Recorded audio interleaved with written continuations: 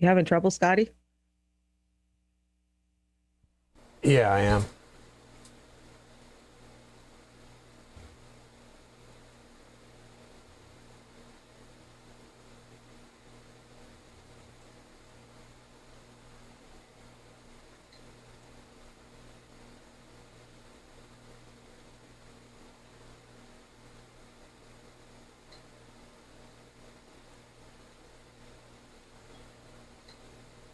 Damn it, Janet.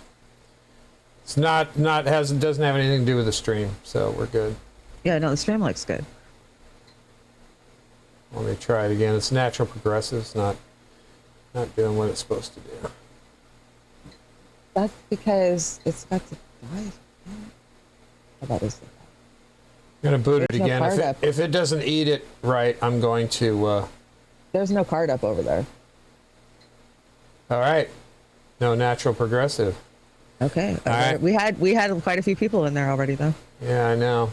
You want to get in there and tell them to come over to Roar? Oh, no, we did. We're good. Everybody's hanging out in Roar. They can move to the Rockfin. Hold on 1 second. Let me try something real quick, and then we'll go. This is making me a better engineer to be able to do this. See if I can do it.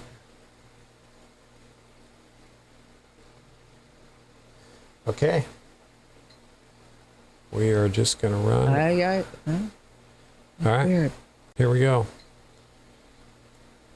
Here we go, everybody.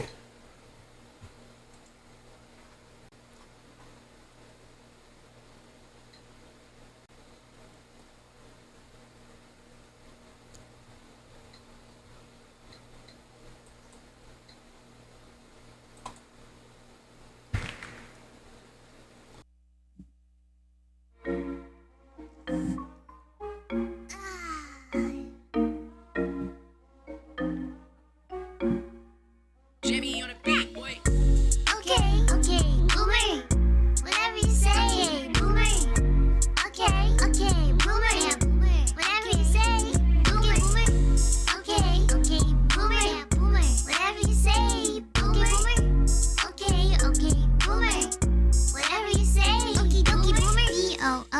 BOOMER, please your dusty mood, don't vibe with me. You are old and so therefore I must say 10 for dinosaur. Hey.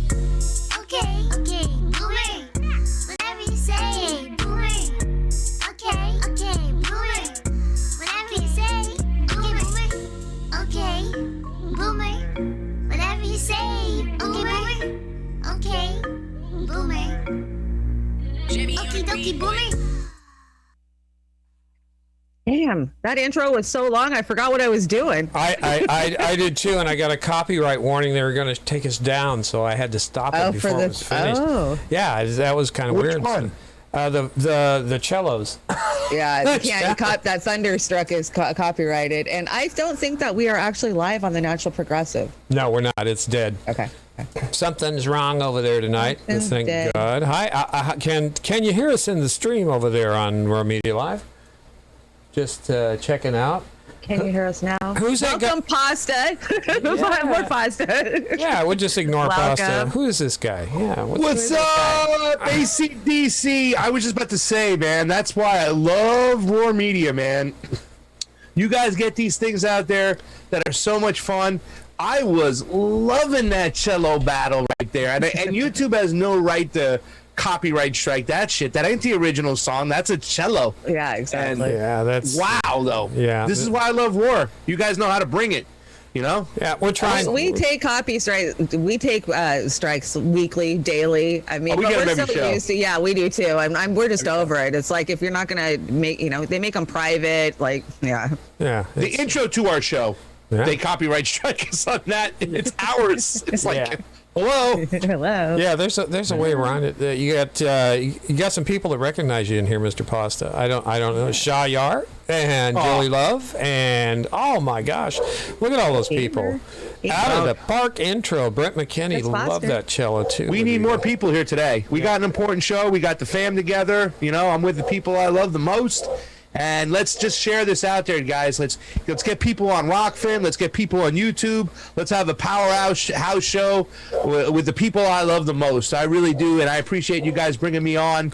Just coming back from Phoenix. I mean, you guys are just amazing. Thank you. We love you Well, too, you did, Pasta. yeah, you did a great. You guys did such an amazing job this weekend. But do you know how special you are? Because you're the only person we allow to guest on Beauty and the Boomer ever. Because normally that's just kind of our eclectic show, you know. So I hope you feel as welcome as you feel special there, Pasta. feel We got a special. special Well, Oz spot. told me the other day, Shanda, that the only reason why I'm on him is I'm the only old enough to come on Beauty and the Boomer because I'm near a boomer.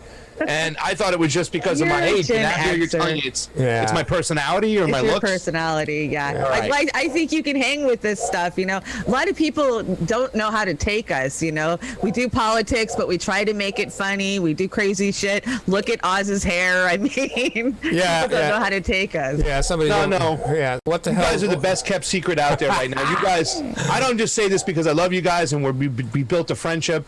When Oz and I talk, and we talk quite often, we always say how we're almost sharing the same ideology and mentality. It's like when you say stuff and I watch your show and I'm like, damn, that's how I feel, and vice versa.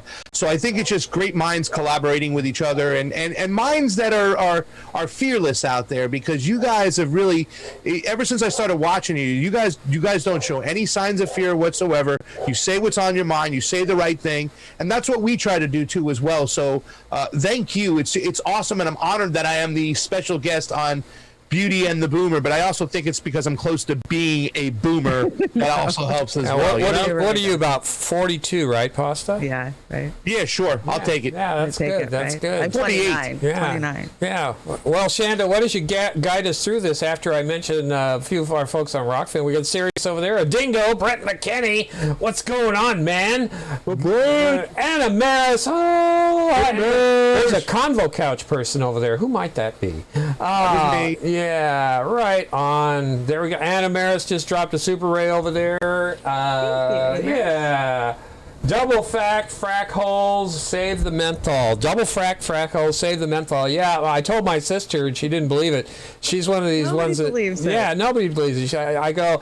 She goes, why is he going to do that? I said to piss you off, because I'm tired of hearing the going to sleep blue MAGA crap coming from her. So, that's just the way it is. So I'm happy about that. What do we got going on tonight here, Shanda?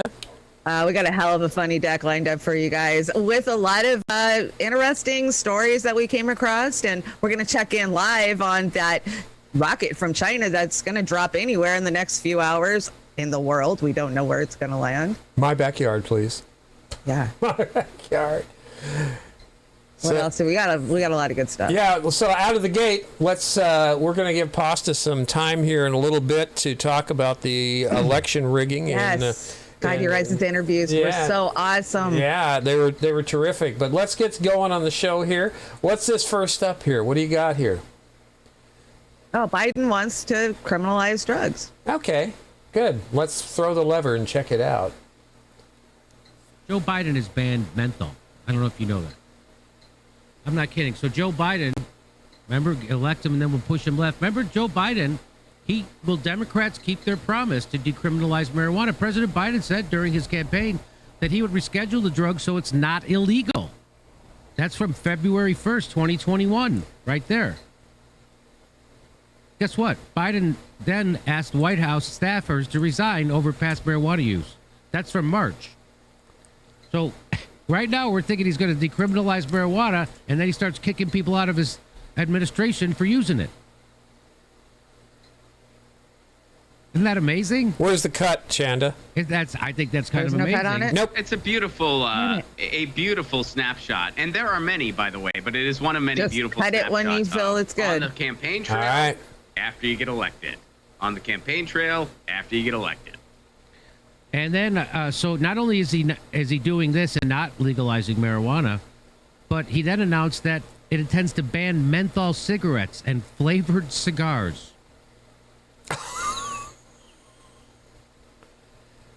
I won't ban fracking, but I will ban Swisher Sweets. Is he gonna ban pot candies in states that legalize weed too, or what? This is just so fucking disgusting. This is just an example of the lies that they'll tell out on the campaign trail to get some votes from some neolibs and then to turn face. It's what they always do. Pasta, what do you think, man? Are you gonna have to quit smoking those candy cigarettes or what? Well, I use grape Swisher Sweets. White Owl grapes, white grape. White Owl white grape or whatnot for my blunts, and that's kind of scary. And, one thing Ron has to stay corrected on is on the campaign trail after he got selected, not elected, after he got selected.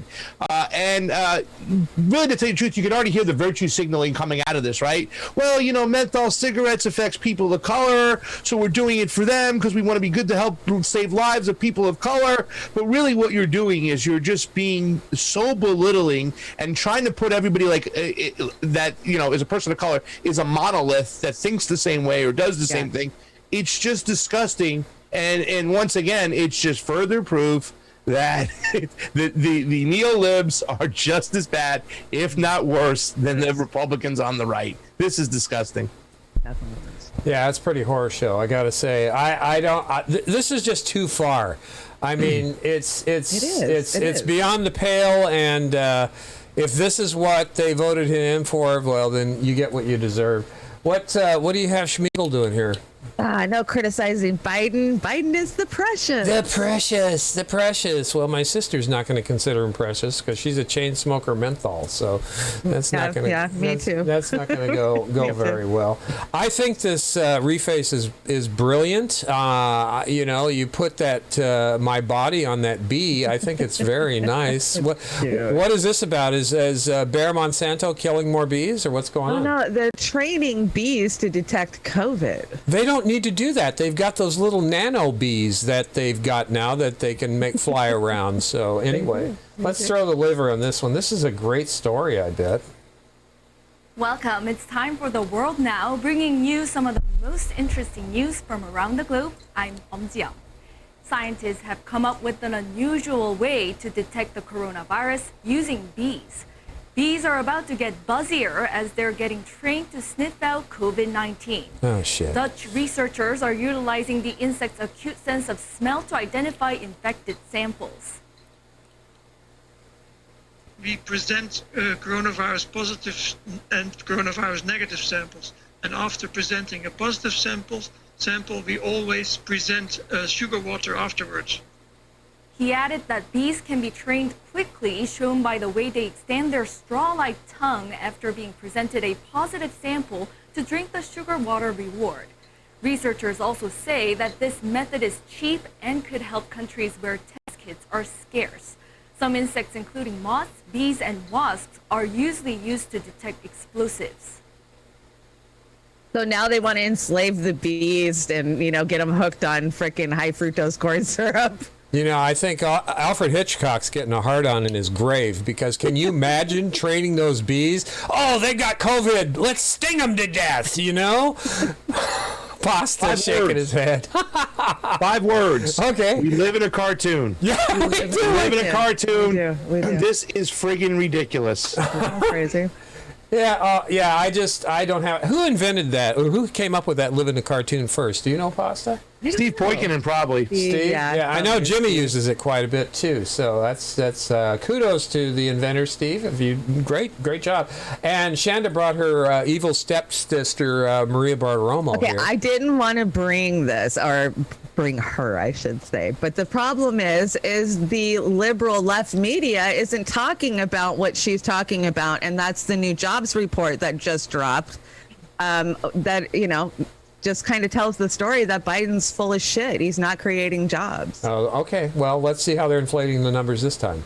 Officials here are taking some time to digest this disappointing jobs report. We still do not have any reaction from anybody at the White House or on the president's economic team, but we do expect to see him on camera talking about the April jobs report in pre-planned remarks within the next couple of hours. So stay tuned for that. Okay, Peter, if that changes, give us a ring.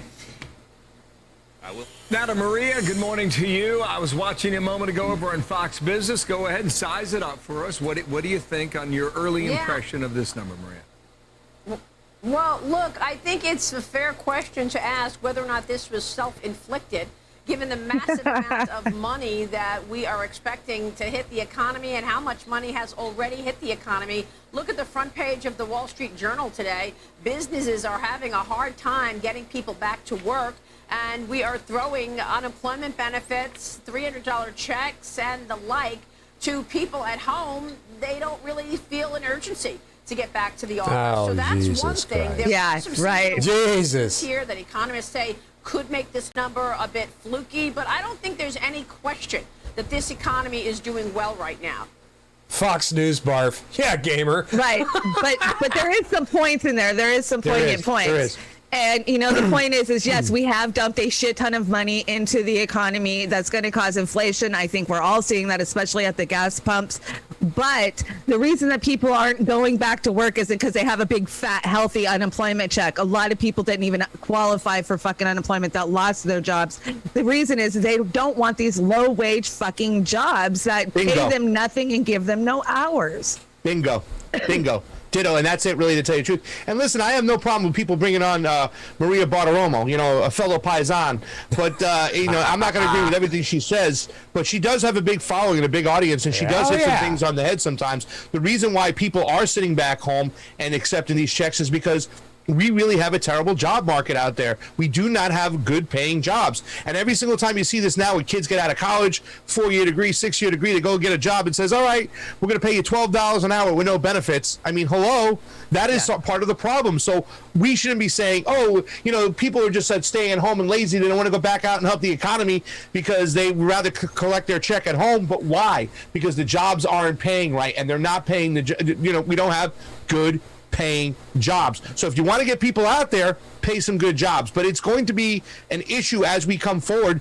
Once they do start cutting these checks off and the federal assistance is gone, what's going to happen? Are we going to be forced to be going back to take any old jobs, a shittier market that we had even pre-COVID? So we should be talking about the job market itself. So even though she's kind of doing her little right-wing kind of like, the moochers off the system that are just mooching off the system, and they always have that kind of attitude that, homeless people have phones, oh my God, and stuff like that. Yeah. No, let's look a little bit deeper. Let's look at it in a more nuanced approach. It's the fact that we don't have good paying jobs, and we need to change that. No, you're absolutely right, Pasta. I mean, again, we have to start talking to everybody, and I give all of them shit. MSNBS and Fox and everybody. But yeah, the thing that irritates me the most is that they come on strong with some actual truthing, and then they finish with those goddamn rhetorical talking points that they're fed. With their narrative. They're paid to do that. Rachel gets $30,000 a day for her horse shit, and people just love her. And probably Maria's following the same too. And I've got to tell both of you, I bet these people at their core want to do the right thing, but they're saying shit. Like Jimmy said before, if they paid me $30,000 a day, I'd talk their shit too, right? So, maybe they're getting some satisfaction in bringing half truths. That's all I can say. I'll do it for $20,000 a show, by the way. I'm sure you will. Now, you were paging through a magazine the other day, right? Actually, I think I got this from Joy. Savage Joy, and it says Rachel Ray finds inspiration in cooking her family and her dog. Punctuation, people, it matters. Yeah, absolutely. That's probably a big one. Somebody got fired, I'm sure. Yes, half truth is spin. That's what you do, Great Goblin. I know. That's yeah. But those of us who have some pretty decent bullshit detectors can usually glean something out of it. Now, you brought this one. This is a great one from our sister Abby Martin, right? Yeah, this dropped yesterday afternoon. The CIA put this freaking woke video out there. I'm sure you've seen it. A bunch of us have covered it, but Abby just nails it down. Recently, the CIA released a video that was pretty shocking, embracing a radical inclusivity in the agency.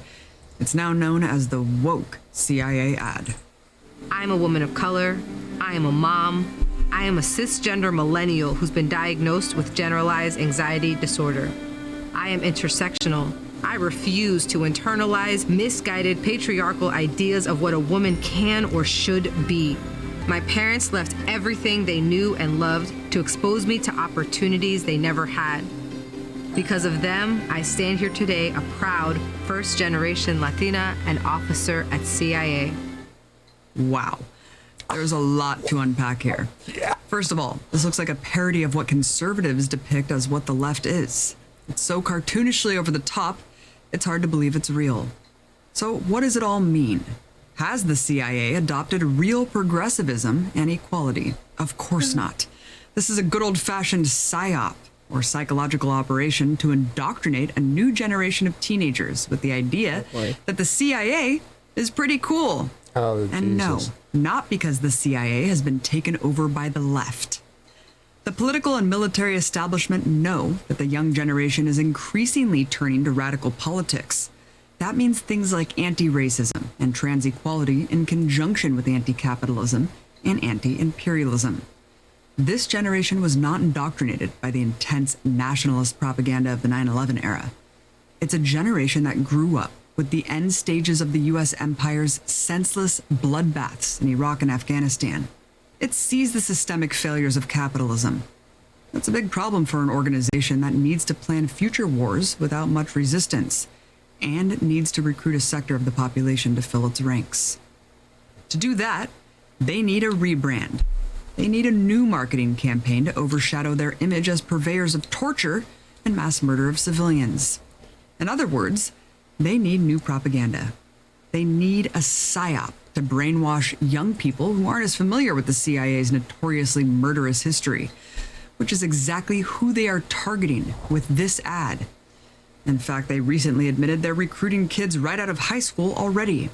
And here's the biggest irony. While the CIA claims to be socially progressive, they're only talking about how they treat their own. Throughout the CIA's entire history, and until this very day, they've done nothing but actually attack and overthrow governments that are advancing social progress by installing or backing reactionary governments that use extreme violence to smash women, indigenous peoples, and other marginalized groups. Well, what do you think about that there, Pasta?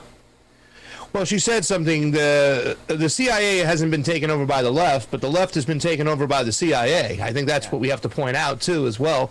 And them using this whole woke kind of culture, this intersectional imperialism is what I like to call it. Or is intersectional fascism was the other word they used, too, as well. But yeah, I mean, this is kind of crazy that they're doing this. We went over this video last week, and the sad thing is that a lot of progressives are buying into it, and that's why I think the whole Trump kind of scenario, what we witnessed, was a big. Sometimes I think it was a big CIA op, because people had TDS so much and they would wag their finger and think he was so awful that they would actually justify and buy into the deep state and the FBI and the CIA and say, you know, hey, look at this, he's awful, whatnot, and buy these lines. And now they're just further completing the whole process of getting the woke culture into people. And also, let's talk about Hollywood. How did they play a part for this years? Every single show was this FBI agent and this CIA agent and this intelligence community and all these shows and stuff like that to make them look cool. So when you hear somebody say, well, what do you want to go to school for? You want to be a lawyer, or you want to be or a doctor or whatnot? Like, no, I want to be a forensic auditor for the FBI. They think this shit is cool, and now it's come to fruition. I want to be crazy to me is all the CIA agents I've met were Republican, were GOPs. Yeah, they tried. Not anymore. Yeah. That's how close they are. They're the same party. It's the same party. Like I said, it's the CIA hasn't taken over the left hasn't taken over the CIA. The CIA is taking over the left. You know what I'm saying? Yeah. Or am I saying it right? Yeah, They've you got it right. They got it under control now. Yeah. It's run by the intelligence apparatus. They have so much that their media constantly has FBI or CIA people on there to discuss their point of views without any pushback whatsoever. So their op has come into play. I do want to point out too, Oz, as well, that however this is some great work, Abby Martin has kind of also still been justifying Biden's move to pull the troops by 9/11. And I think there's been a movement by some of the people in the independent left that supported that Biden over Trump kind of mentality, still trying to justify their means as far as what Biden's doing in Afghanistan, and it ain't working. Now, is Abby trying to kowtow to him? So, Yeah, well, I'm kinda shocked to hear that. they're still saying if it gets done, this is a big move for Biden. If they get out of Afghanistan, well, number one, they were supposed to be out by May 1st. Yeah. Number two, all they're doing is privatizing the whole Right, war. right, Everybody exactly. should know that. And I saw Abby do a video talking about that. I'm pretty sure. Huh. I'm shocked to hear that she did that. But Yeah. you're right. You're right. So many have actually bought into the Trump bad syndrome, and they're putting up with Biden's bullshit right down the line. And Biden is worse than Trump. And if you push for Biden over Trump, like Aaron Matei did, and like if some of these people did, you were wrong. Especially when you look at foreign policy, especially when you look at civil liberties, and especially if you look at elections. They are worse, and they're actually covering up the bullshit. And by the way, how come we're not talking about Epstein anymore? How come? Right. How come? How come? Absolutely. And this is, I want to commend you and Combo Couch for, stepping up and saying how you really feel, because the field out there, that is a lot of our friends in left social media are making mistakes. We are not perfect, and that we need our sisters and brothers to point these things out and have the conversation with us. We're not punching left. We are asking for the discussion and point out where we're wrong, where we're right, what can we work together on. So I just want to say on this clip, back in 1977, when this old guy graduated, they had a thing called Armed Services Day, and they had an assembly, and that's when they suckered my brother into joining the armed services, but that we weren't doing wartime things then. Now, I can only imagine what they're doing now as far as recruitment, and I assume the CIA is trying to recruit mostly out of college, would you say? Or They is just said high school. She just high said school? Yeah, that really stuck out. So again, this is rough stuff for me, and I'm sure everybody else. Let's move it along here. We had a great debate the other day. There was a panel. Vanguard hosted Ryan Grimm, friend of the show, and Ryan. Nah.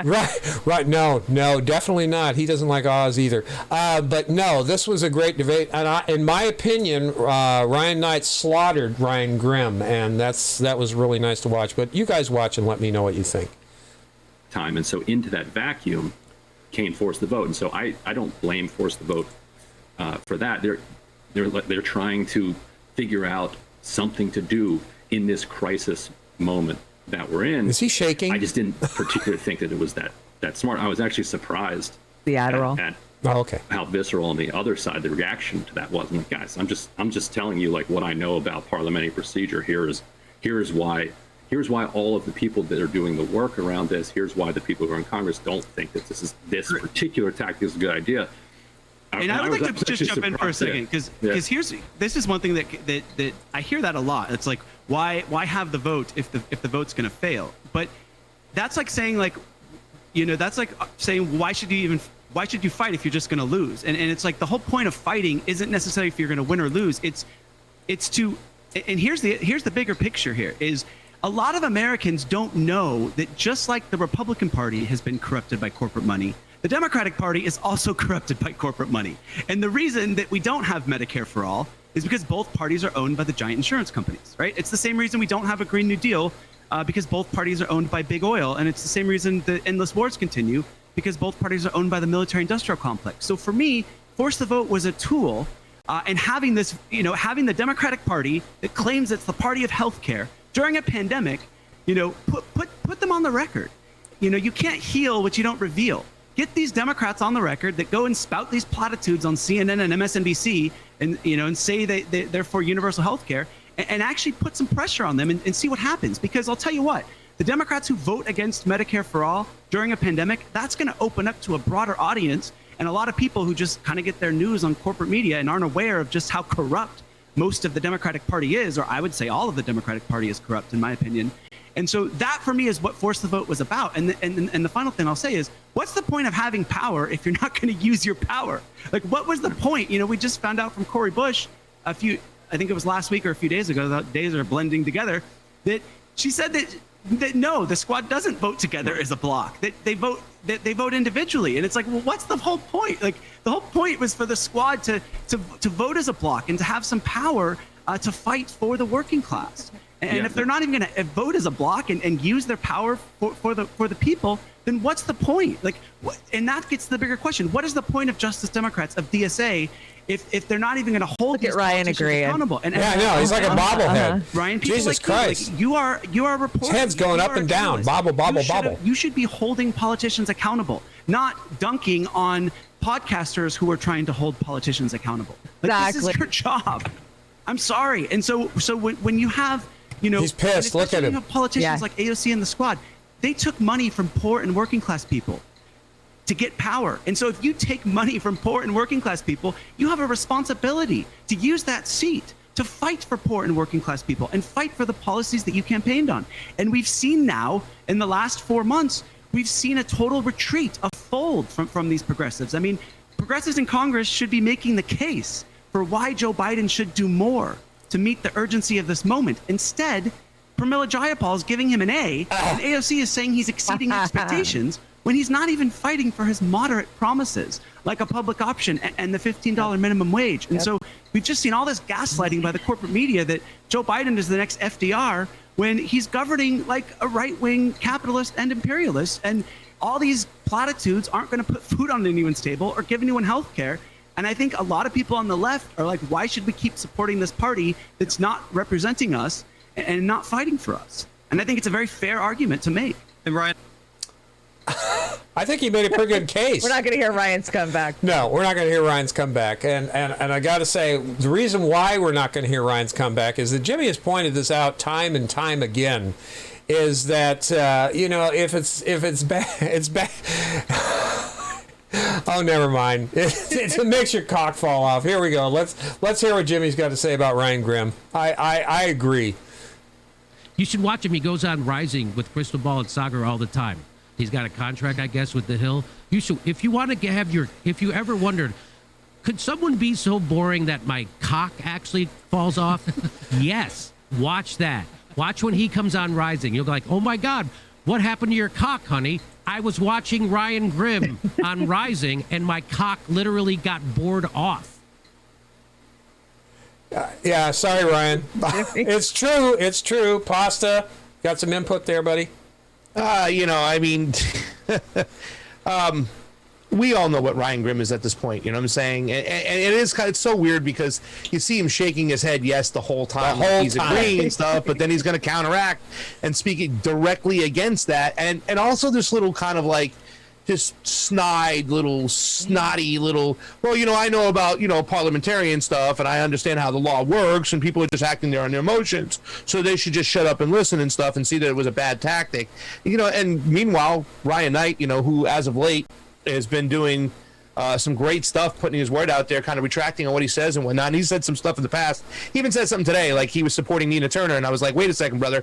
You were just talking about the Democratic Party and how they've been sold out, whatnot. You can't make excuses. Nina ran as a Democrat. You have to hold her to the same standards. But all in all, I don't want to harp on the negative. Aside from that, he's been doing a lot of positive work out there and pointing out some things, and he has a great audience to do so. So, I mean, I'm really glad he went on there and did that. And this is the thing you have to ask yourself at this point. Any kind of establishment Democrat or Democrat that carries water for the establishment, how can they continue to even put up an argument? Because there's so much on the losing side. If you can't get Medicare for all in the middle of a pandemic, you know what I'm saying, you're never going to get it. So how do you defend that position? You can't. And these guys constantly get their foot stuck in their mouths because they're trying to defend a losing position that is so watered down right now that when they speak, it's just like you don't even pay attention to it anymore. No, you're right. And then the Nina is very... That one's tricky. I mean, I kind of handle Nina like I do Bernie. If she needed my support and I was in her district, hell yeah, I would vote for her. But it's my responsibility to call out the hypocrisy of the shit she's doing and saying right now and how it goes against everything that she said for the years leading up to it. And let me say this. You're a bigger person than me, Shanda, because I will not vote for a Democrat anymore. No, I know. I agree. Like this. I'm not doing it anymore. We have some candidates out there. I love them. I personally know these people. I have friends that I love personally that are going to run as a Democrat again. And one comes into mind, Christina Oliva, who I'm not too close friends with. I met her a couple times, but she's an amazing candidate, and she showed up for Action for Assange. She's talking about civil liberties. She understands elections. She's going to run as a Democrat. And I said, I'm not going to vote for you. I'm not going to support you. I mean, I'm not in her district, but I'm not going to do it You know what I'm saying? I'm just not going to do it. People have to get outside that party and They do. stop. You're right. Riot You're right. Knight has You're right. acknowledged it. Everybody else needs to acknowledge it. It's a dead party. It's bought off. You're not going to change it. Just go away. Get out of that party. And if you're a candidate, stop using the excuse that, well, I'm running in the Democratic Party, so I can call the other Democrats out inside the party because it provides me that platform. Yeah, 'cause No you one don't. cares outside that party. Most people are independents. Go to the independents and get them. Sorry, Shanda. Yeah, no, if you truly call them out inside the party, all they do is shut you out. So, it doesn't matter. You're not going to change anything inside the party. You're absolutely right. I've seen it firsthand. And fortunately, I haven't had to vote for a Democrat lately. I mean, I voted Green Party, I'm not voting Democratic anymore because I see them for what they truly are. Yeah, here's the thing. If we are going to be honest with ourselves, we were talking about self-checkouts last night. I won't go through a self-checkout because that's a crux against labor at the markets. I won't do a kiosk if I were to go to a fast food store, which I don't anymore. I mean, the hypocrisy in voting for the Democratic Party just because they're the lesser of the two evils or whatever. My vote stands, number one, with Medicare for All. If you do not support Medicare for All and are not going to vociferously advocate for Medicare for All, especially during time of pandemic, regardless of being a time of pandemic, you're not going to get my goddamn vote. I don't care what's behind your name. That's it. I'm done. I mean, fool me once. Look at Pramila Jayapal in Washington State. We all had her back, and she just put a spear through our backs. Oh, Biden's exceeded our expectations 100%. A plus, it's like vomit. I don't even go after her. She's not real anymore. She's another one of these cucks that are working for the establishment, trying to sheepdog more people into the party because of identity, because of, we can't have the Republicans come in and take over, all that horse shit. So that little diatribe is where I'm at. That is why I will only look at the person for where they stand on policy. Screw the parties anymore because we have a duopoly in this country. So run on what you say and fight for it, or you don't get my goddamn vote. That's it. Simple. And they're even caving on meeting, the Republicans halfway. I know you guys will probably give me shit for this. I'm for Medicare for All. I believe we should have that system whatsoever. But if somebody said, hey, we'll give you the public option, at least meet you halfway there, I'd say take it. Now, there's a lot of... I would too. There's a lot of problems behind that. And Fiorella yells at me. She goes, Pasta, they get the public option. They run it like shit. Then they'll say they'll never give us healthcare for all. That's true. There's that going into play and stuff like that. But at least it's meeting halfway there. He talked about the public option, and he completely abandoned it as soon as he got in office. No, it was a They all crux. do. Hillary Clinton did in the 90s. Same thing, yeah. Pelosi did. All of them did that. And I understand your position, Pasta. I truly do. But you're the man that talked about being a poker player. You have to be in there, and you've got to be ready to win that game. And if you give these bastards an inch on anything, or if you accept something that's below what's necessary to save lives on a daily basis, because people that don't have health care in this country are dying by the thousands, if not millions, at some point in time. So fuck anything except a universal, fully funded Medicare for all. That's it. We have to play hardball with them because they're playing hardball with us on a daily basis. But I appreciate your position. I'm with Fee on that 100%. Yeah. I you know what? The more I'm talked to about it, the more I probably agree with it. But I'm just desperate to get something for some of the people out there. Sure. Yeah. There are people out there who says they get the public option, they nail it, then we get universal health care. I don't know if that's the case right now, but when it comes to health care, I'm desperate for something because there are so many people out there. And also too, Oz, there's a lot of people I've met out there in healthcare that they might not want like westernized Medicare. They want Eastern Medicare, where they can spend money on acupuncture, holistic style medicine and stuff. So I know this argument and this debate needs to go on, but by God, where the hell are we at right now that we don't have, we don't have Medicare for all in the middle of a goddamn pandemic? Yeah. That is just ludicrous. It is. I think, can't even get them to talk about Shanda, wouldn't you say at the minimum we need Canada's system at the minimum? Right, and you know the argument that they're gonna no matter what we finally get, what crumbs we get, and we try to roll out, say we get whole Washington passed up here in Washington State, they are going to attack it from every which way that they can to try to make it fail because they don't want it to be the example of how to do it around for the rest of the country. So I mean, it's going to be a fight even if we do go to the people and get the people. And they have been shadow blocking. Whole Washington ever since 2015. And they've been using their minions like Annette Cleveland and Eileen Cody and the rest of the cabal, Rick Larson in Washington State. And your state has them too. You have that Anthony Rendon down there. That guy is a healthcare criminal. He is a criminal. So and he shelved it. And guess who he ran against? Maria Estrada. And guess whose election stinks of just fugaziness? His election. Absolutely. And that young lady who gave Biden an A, what is her signature piece of legislation out there? What is it? Twitter's. Twitter champion. Yeah, exactly. She's a Twitter champion, just like her co-star. Just like her signature piece of legislation has been thrown in the trash, and she gives the president an A. That's it. That's it. Exactly. I mean, and she wouldn't even bring it to her committee for a vote. Is that right, Shanda? She wouldn't even bring it up? No, she wouldn't. Yeah, she wouldn't bring it up because she was afraid she was going to get smacked down. If we don't have the power to bring it anyway and shove it in their mouth and tell them you better take it or we're walking. That's what they need to do. And Sarah Smith, that's when I met some of you guys when I went up there to support her. She endorsed Adam Smith, the warmonger, for the military-industrial complex, hand over fist, and she freaking endorses him. That was the sign right there. I was like, no. Well, you know what? I used to know a lot. I still know a lot about people in this movement, and I never opened my mouth, but, you know, I should have because I never trusted Sarah Smith from the freaking get-go. That's why I didn't work on her campaign, you know. I don't go tear these people down just because I don't agree with some of their stuff, but I just get a gut feeling. And when I get a gut feeling that somebody will sell us out and that they're doing this for ego and narcissistic reasons, that's what I get. And I see it all the time in this movement. Yeah, Pasta. Shanda is my divining rod forever. I mean, I'm good. Bad person. I am good, but she is excellent. So anyway, I guess we should move along. Is there anything falling on your house yet, Pasta? I'm trying to figure out where it is. I see talk of Florida. I've got a live feed. Florida. Oh, cool. Yeah. I don't even know what's going on. Tell me. Okay, so a Chinese rocket is falling to the earth right now. So it was scheduled to hit between 7 o'clock and 10 o'clock tonight, Pacific Standard Time. It's circled the earth 3 times now, and they can't project where it's going to go because every time it goes around, the gravity throws it off. So they're tracking it over a multitude of different places. They can't even tell us what continent it's going to hit on yet, but everybody isn't safe from the map. Well, I heard it's zeroing in on Pasadena, California. I thought. Oh my Lord! They got him in the bunker. Yeah. There you go. Thank God I cook. Here let's pull the lever and see what this goes. It started with the launch of a massive Chinese rocket.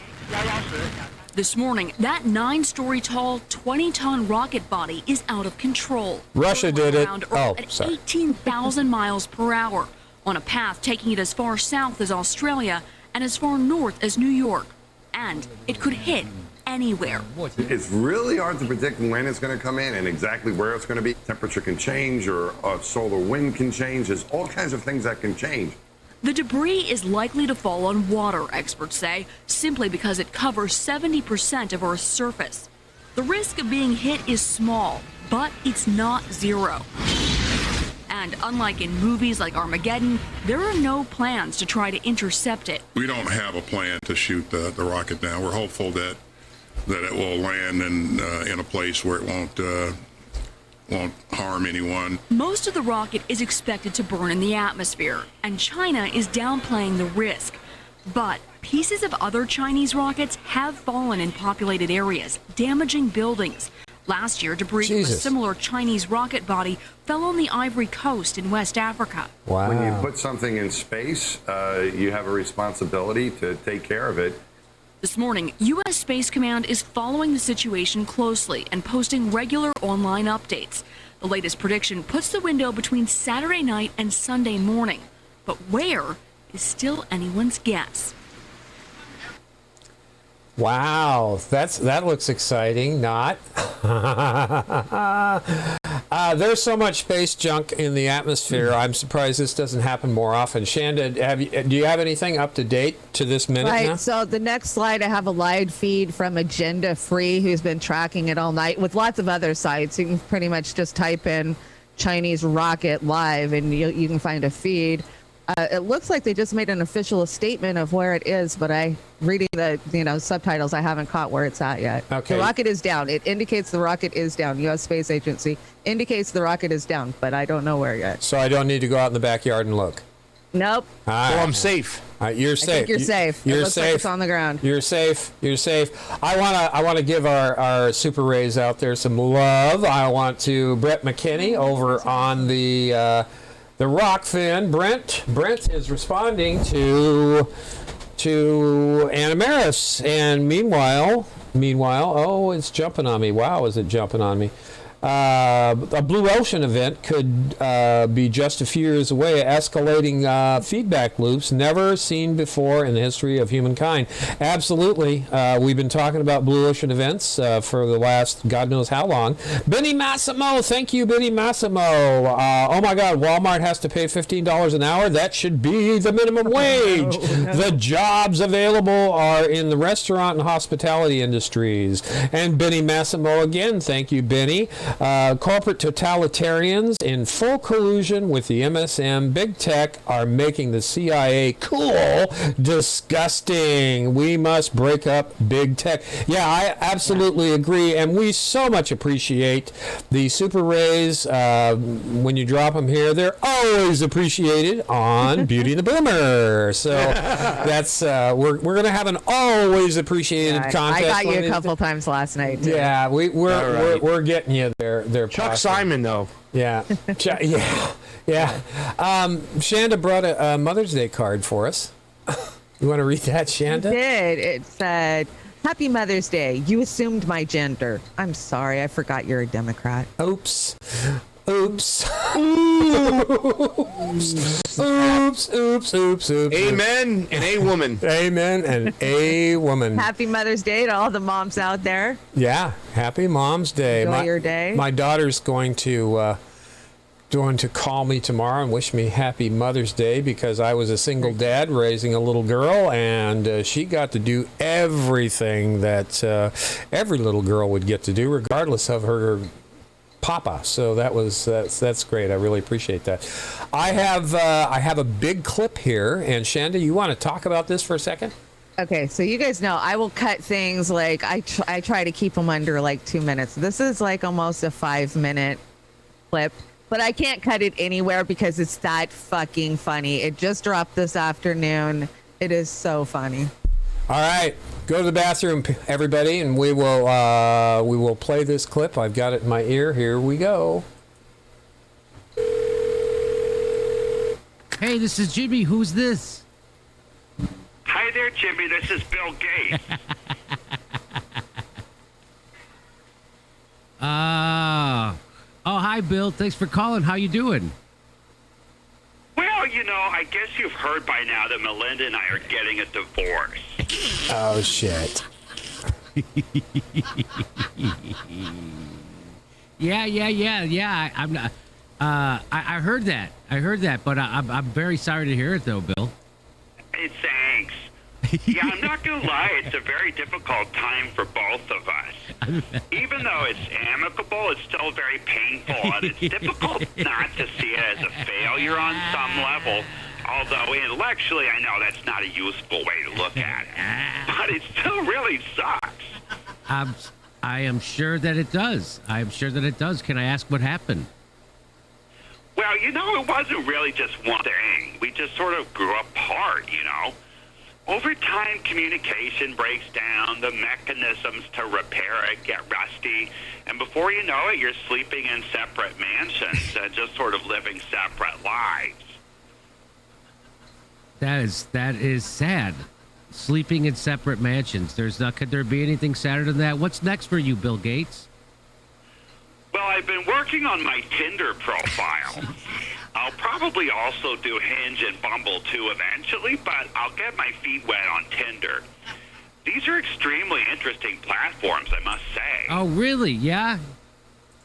Yeah, I think it's fair to say creating a miniature dating profile for one of these mobile platforms is sort of a modern art form that just came about in the last 10 years. Yeah. Have you ever had a Tinder profile, Jimmy? No, I have not. Listen to Steph. She's dying. First, Man. you have to choose pictures of yourself, which is absolute torture. It's like, how do I convey that I'm one of the richest men in the world without making obvious that I'm trying to convey that? It's a real conundrum. Yeah. And at the same time, making sure all my best angles are highlighted. Right. Yeah. Highlight the angles. Yeah, and all the philanthropy that I do. So, yeah, I'm definitely using one where I'm posing with some African kid next to malaria nets that I donated. Oh, got it. I see. I also threw a gym selfie in there just to seem relatable. I also did sort of a gag pic where I'm holding up a fish at Machu Picchu as a joke. It's, photoshopped, of course. Oh, very funny, Bill. Thanks, but the real prickly pear is the bio. How do you sum yourself up in just a few characters, especially if you are one of the legendary titans of the tech industry? It's nearly impossible. Jimmy, can I run my bio by you? Sure, why not, Bill? Okay. Hi, I'm Bill. Walk enjoyer, sandwich connoisseur, Microsoft founder. Oh, you use Apple? Well, you're a dumb bitch, JK. Looking for a woman who is young, hot, voluptuous, solid 10, but 9s will be considered, who, like me, can't wait to go back to a movie theater again. Big fan of the Seattle Seahawks and going on television and talking about things I am not an expert in. Yeah. Half Asians are fine, but no full ones, please. The pandemic is over finally. Time to get some shine on my D. What do you think? Bill, that bio makes you sound like an absolute ghoul. Is that good or bad? Bad. That's bad. Okay, well, we'll take it back to committee. I know this process well. We'll make it work. Wait, other people helped you write that? Who? Other 60-year-old white men in the tech industry. Ask the type of women you would like to match with to help you write the bio. They are avoiding me. Shit. Got about a minute left. Literally walking the other way when they see me. One young gal threw down a smoke bomb and escaped through a panel in the ceiling. Well, what does that tell you about your prospects with these women, Bill? Easy, Jimmy. That this is yet another problem to be solved by technology. Okay. Well, good luck with that, buddy. Also, I'm a billionaire and I can have whatever I want. Bye, loser. That's the key there.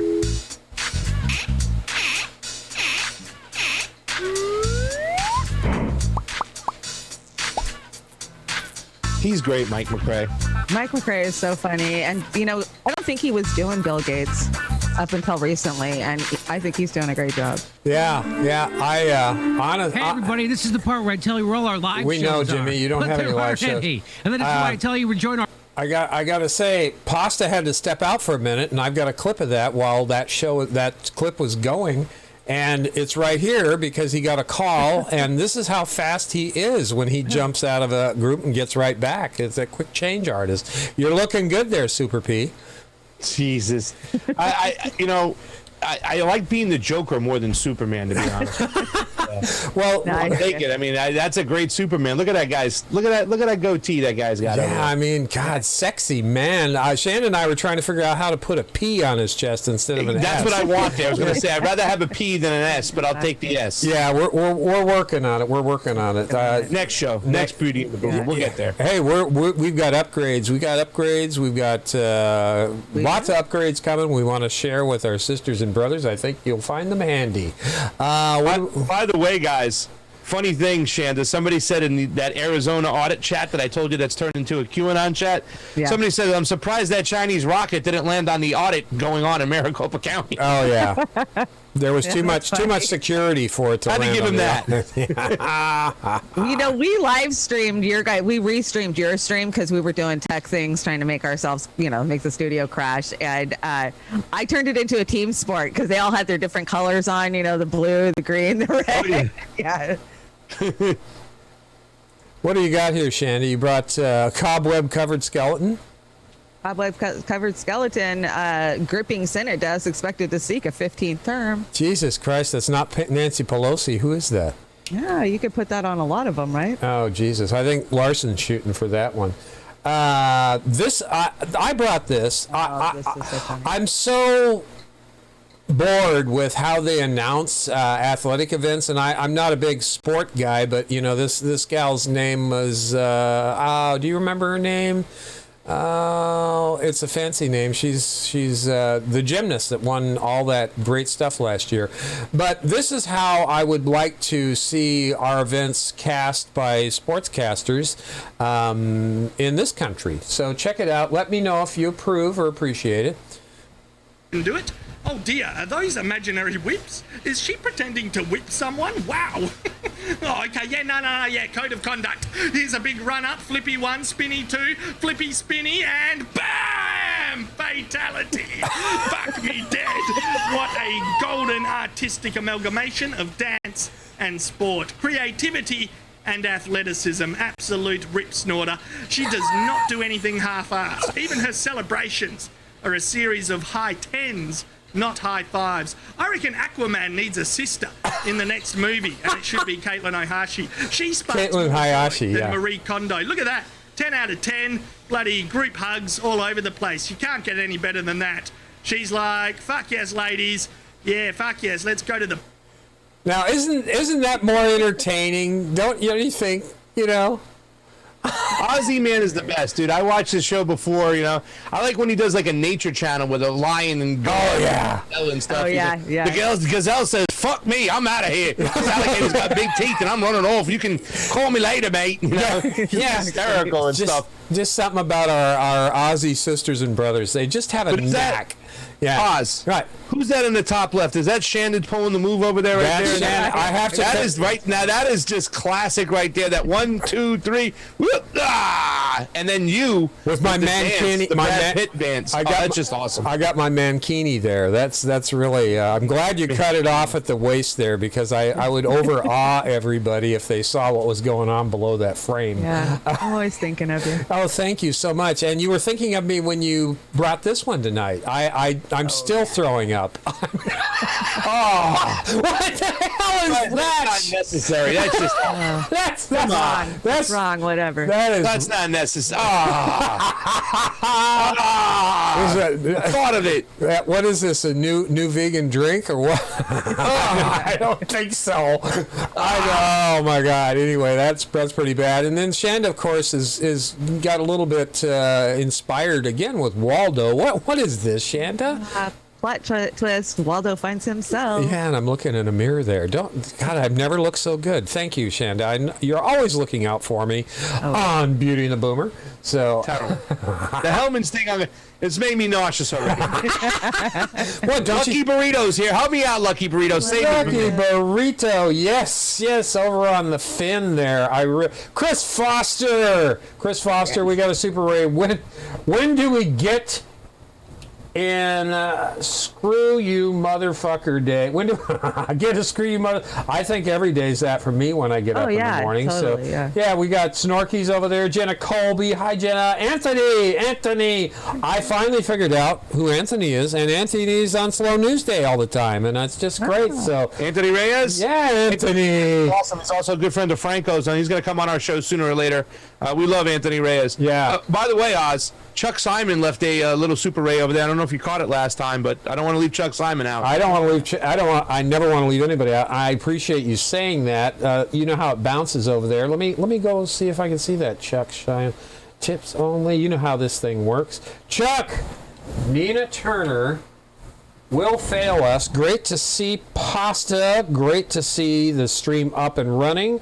Roar Media, we need more Kashama Sawants. Yes, we do. Oh, yeah, Kashama she's our girl. Kashama She's Sawant. everybody's girl. She is she our was girl. my girl for years and years and years. Yeah, Pasta. Yeah, go ahead. We'll be nervous, though, if she takes it to the next level. Her foreign policy, though, has to. She hasn't talked a lot about it, but we'll see. That is one area I'm a little concerned. But aside from that, her language and her ideology, and we're going to make a shirt that says "Shama, take it to the mat," because she talks about taking it to the mat, and she also points out if your other elected officials aren't willing to take it to the mat for you, then they're no good. She's awesome, Shama. This is. I'm going to tell you again, everybody out there. This is why Convo Couch is our top love channel, because they are willing to step up no matter who the hell it is and push them on every point that they find there's a little bit sketchy there. So you guys keep doing that wonderful job. You inspire us, all of you. Fee, you, Johnny, Convo Couch rules. Period. Thank you. End Thank of you. story. End of story. What do we got this? Oh, CBS, Shanda. Yeah, so there is major clashes happening in Israel. They are trying to evict Palestinians that have lived in the same properties for 60, 70 years that they were given, and the mainstream media is not covering it hardly at all. Oh, of course not. That's I saw some stuff last night that was making me so enraged that I was have a hard time not twitching in my chair. Breaking news overnight in Israel. Police are bracing for more protests and clashes with Palestinians today after a night of violence in East Jerusalem that left more than 200 people injured. And it comes after weeks of unrest. This morning, the State Department called on both sides to stop the violence. Imtiaz Tayeb is in our Both sides. newsroom with the very latest. Sides, Imtiaz, good morning. Whatever. And everyone, good morning. Well, tensions are at a fever pitch in East Jerusalem after protests over the possible evictions of Palestinian families from their homes spilled over into the Al-Aqsa Mosque complex, one of Islam's holiest sites. Now, Israeli police can be seen firing rubber-coated steel bullets and stun grenades at rock-throwing Palestinians. But it was this moment when worshippers offering evening prayers on the last Friday of the holy month of Ramadan were caught up in the violence that has sparked the most outrage. Hundreds can be seen fleeing for safety when thick plumes of tear gas flooded the prayer hall. Now, the intense protests have been going on for weeks now. Most of it centered in the East Jerusalem neighborhood of Sheikh Jarrah, where a number of Palestinian families are facing evictions from homes they've lived in since the 1950s by a group of Jewish settlers who claim the land as their own. Now, the State Department has said it was deeply concerned about the situation and has appealed for calm. But calm is unlikely. On Monday, Israel's Supreme Court will hold a hearing on the Sheikh Jarrah evictions, leaving many in the holy city bracing themselves for even more violence. It's just heartbreaking. It's heartbreaking to me that we as Americans just sit here and fucking condone this shit. We don't put sanctions on Israel. We just we give them money every fucking day. We're giving them millions of dollars to fight this shit. Yeah, and they get Medicare for all. We fund them as well. You know what I'm saying? And college. And it's weaponized. You talk out against it, you're anti-Semitic.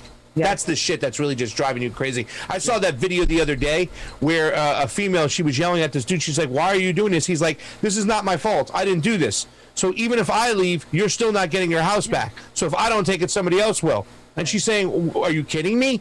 And really, to tell you the truth, this is disgusting now at this point. And any time you talk about against this, what do? They weaponize it. You're being anti-Semitic. No, you're not being anti-Semitic if you call out the Israeli government, the Netanyahu government, the fascist regime government. They're awful. They're terrible. And everybody says that both sides, we're going to stop both sides. Just look at the goddamn scoreboard of how many lives are lost on the Palestinian side compared to Israel. It's so lopsided. This isn't about both sides. This is about one side running amok. And enough is enough of this shit. It is enough. Yeah, I lost my shit back in 2000. Was it Shanda 2002? Rachel Corrie, when they ran over her with a goddamn bulldozer. Yeah, bulldozer. 105 pounds. She was standing in front of a Palestinian's home trying to get them to stop from bulldozing it, and the bulldozer ran her right over. I was done. I had no sympathy for anybody there except for what a sad world we live in to let this shit happen and continue to happen. So just call me whatever you want, but number one, you better call me. I'm anti-bullshit, anti-war crime,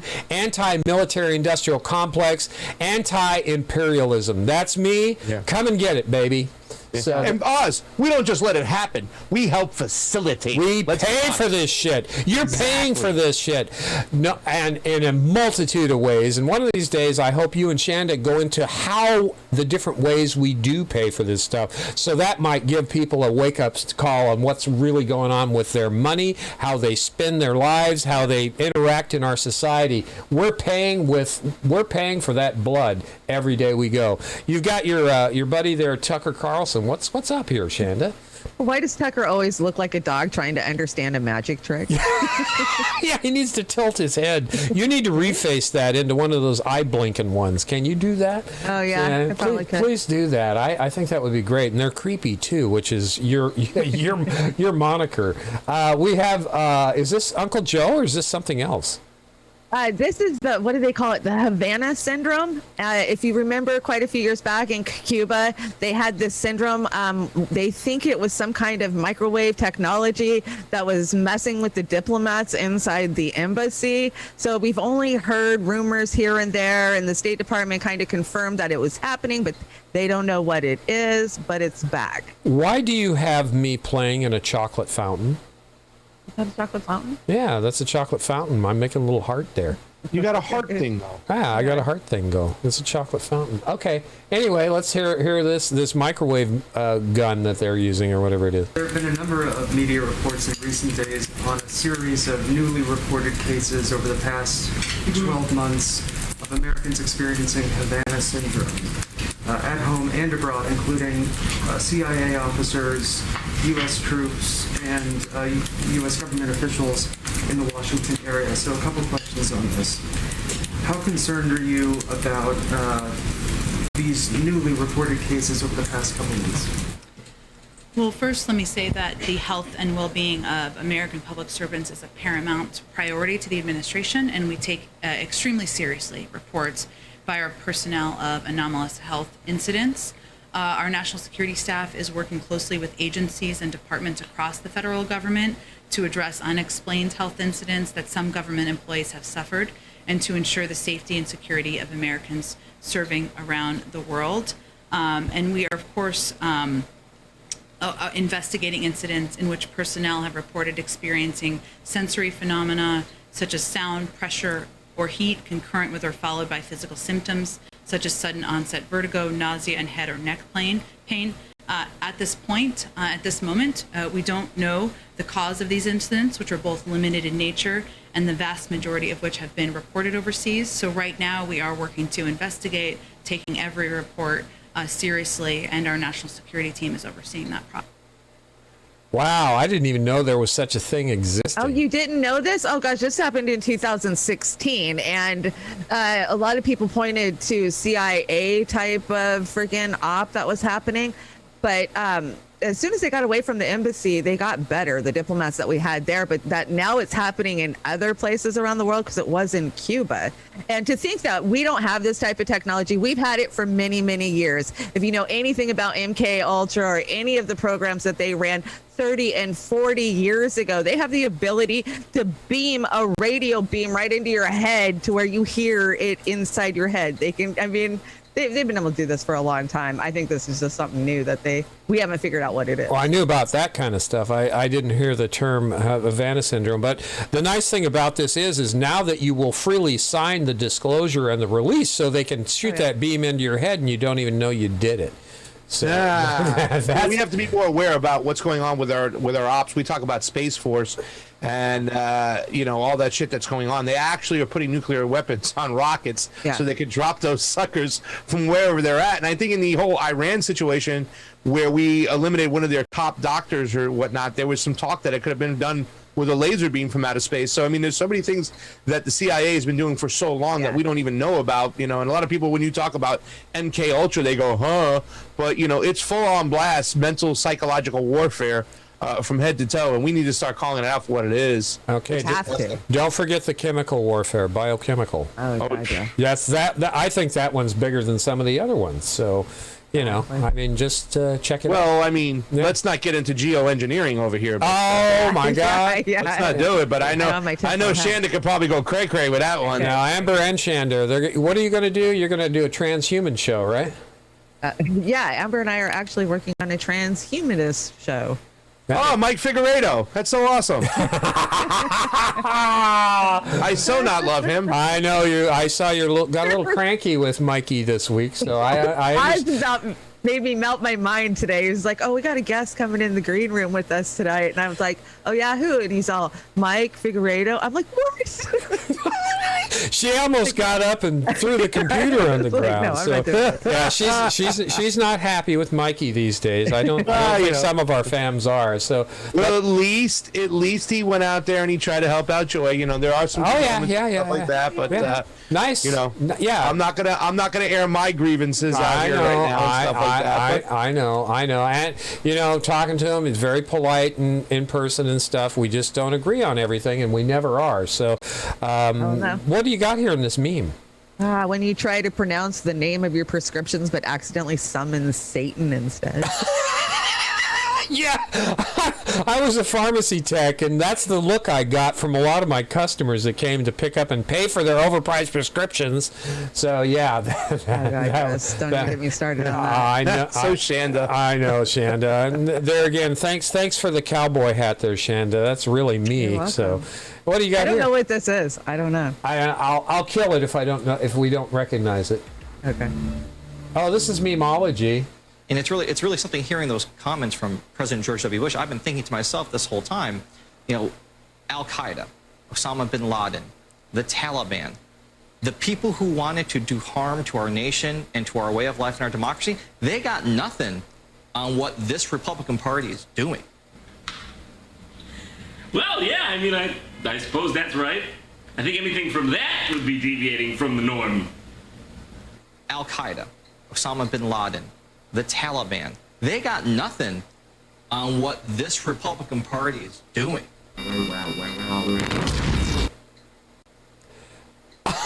I just put that in there. I don't know what the hell I did, but yeah. I think it was. I don't even understand the context of what that idiot was saying. What the hell is going on over there? He's trying to say that the Republican Party is worse than the Taliban. Yeah, that's what he's trying to say. I mean, this really, it's blue MAGA. I think that's what it was. Oh my God, God, was total blue MAGA. I mean, come on, Joanne Reed. Yeah, it's all about making sure that the American people continue to play team sports. Yeah. This guy versus that guy, bad. One of the most proud moments over the weekend was talking to a lot of Republicans who I disagree with on a lot of stuff. Hey. I heard the word China mentioned once from each one of my guests that I was talking to, only once. And, we kind of chuckled, and sometimes the way they look at socialism and whatnot, it's not great and stuff like that. But there are things we agree on. And that kind of mentality that's put out there by the mainstream media, who's the intelligence community, like we say, they're running shit now. They own the media. Yeah. They used to be part of the media. Now they own the media. But it's all about the divide and conquer mentality of saying, oh, my God, the Republican Party, they're worse than the Taliban. They're worse than Al-Qaeda. Are you frigging kidding me? Yeah, that's like Joe Biden is worse than Trump in so many ways. And I will argue that till Christ comes. At one point, did Trump get us involved in any more wars? Well, they do a lot of droning. No, I mean, first of all, we have to look more into what happened into Bolivia. And I don't think that's a war, but that's unnecessarily, let's turn our back on what's going on and let's kind of, I think there was some, I don't have evidence of that, but it was kind of awfully suspicious. And there was a lot of lithium there. And I know he wasn't letting China just get those contracts and run away with things. So I don't know if he was involved there. So we can't even put that on him there. But he did continue the policies in the global South. There are 3 reasons why I would never vote for Donald Trump. One was because he said that anybody who burns the flag should spend a year in prison. That's against our civil liberties, and that's just terrible. 3 was he didn't pardon Julian Assange, but number 2 was he had Juan Guaido on the floor Nancy Pelosi, and all of them were standing to clap as you have Nance coming up next as well. Yeah. So no, he did not necessarily start any new wars, but that's still not good enough. I appreciate the rhetoric, and I appreciate a lot of fact that the Trumpers are standing up. It's like, we need to end these endless wars because Trump said so, but the actions didn't kind of match the words. And in some cases in Afghanistan, the first 2 years they actually increased the bombing by like 75%. So no, he didn't get us involved in any new wars. But Oz, Shanda, that's a hell of a fucking low bar to set to say, hey, at least it didn't continue in any new wars. That military budget is still bloated. It's still crazy. We're still dropping bombs. We're still killing people. And he didn't do much to change it. He didn't do the extra thing that, well, we're going to expect. And you better believe I'm trying to figure out what the next new war will be for Joe Biden and where he'll manufacture consent to do so. Yeah. And the saber rattling back with Russia has been just awful, and the mainstream media hasn't picked it up. In fact, they've kind of okayed it, but that's a low bar to set. It sucks that we say, at least Trump didn't start any new wars. That's a shitty bar to set. I'm going to have to go back and look at that. I parsed it. If I parsed it like that, that was not the intent. But I guess what I'm trying to say is that while Trump was in office, the Democrats seemed to full-throatedly support and vote for every goddamn thing he wanted to do. They encouraged it. They encouraged gave him whatever, So, this is D.C. has been smoke and mirrors ever since I was born, and it was just really horrible with Trump. And when you mix in the Russiagate horseshit on top of everything else, the hypocrisy and the lies and the gaming of the American public, just it's beyond the pale. What's your prediction on going into war and more military investments around the planet, Pasta?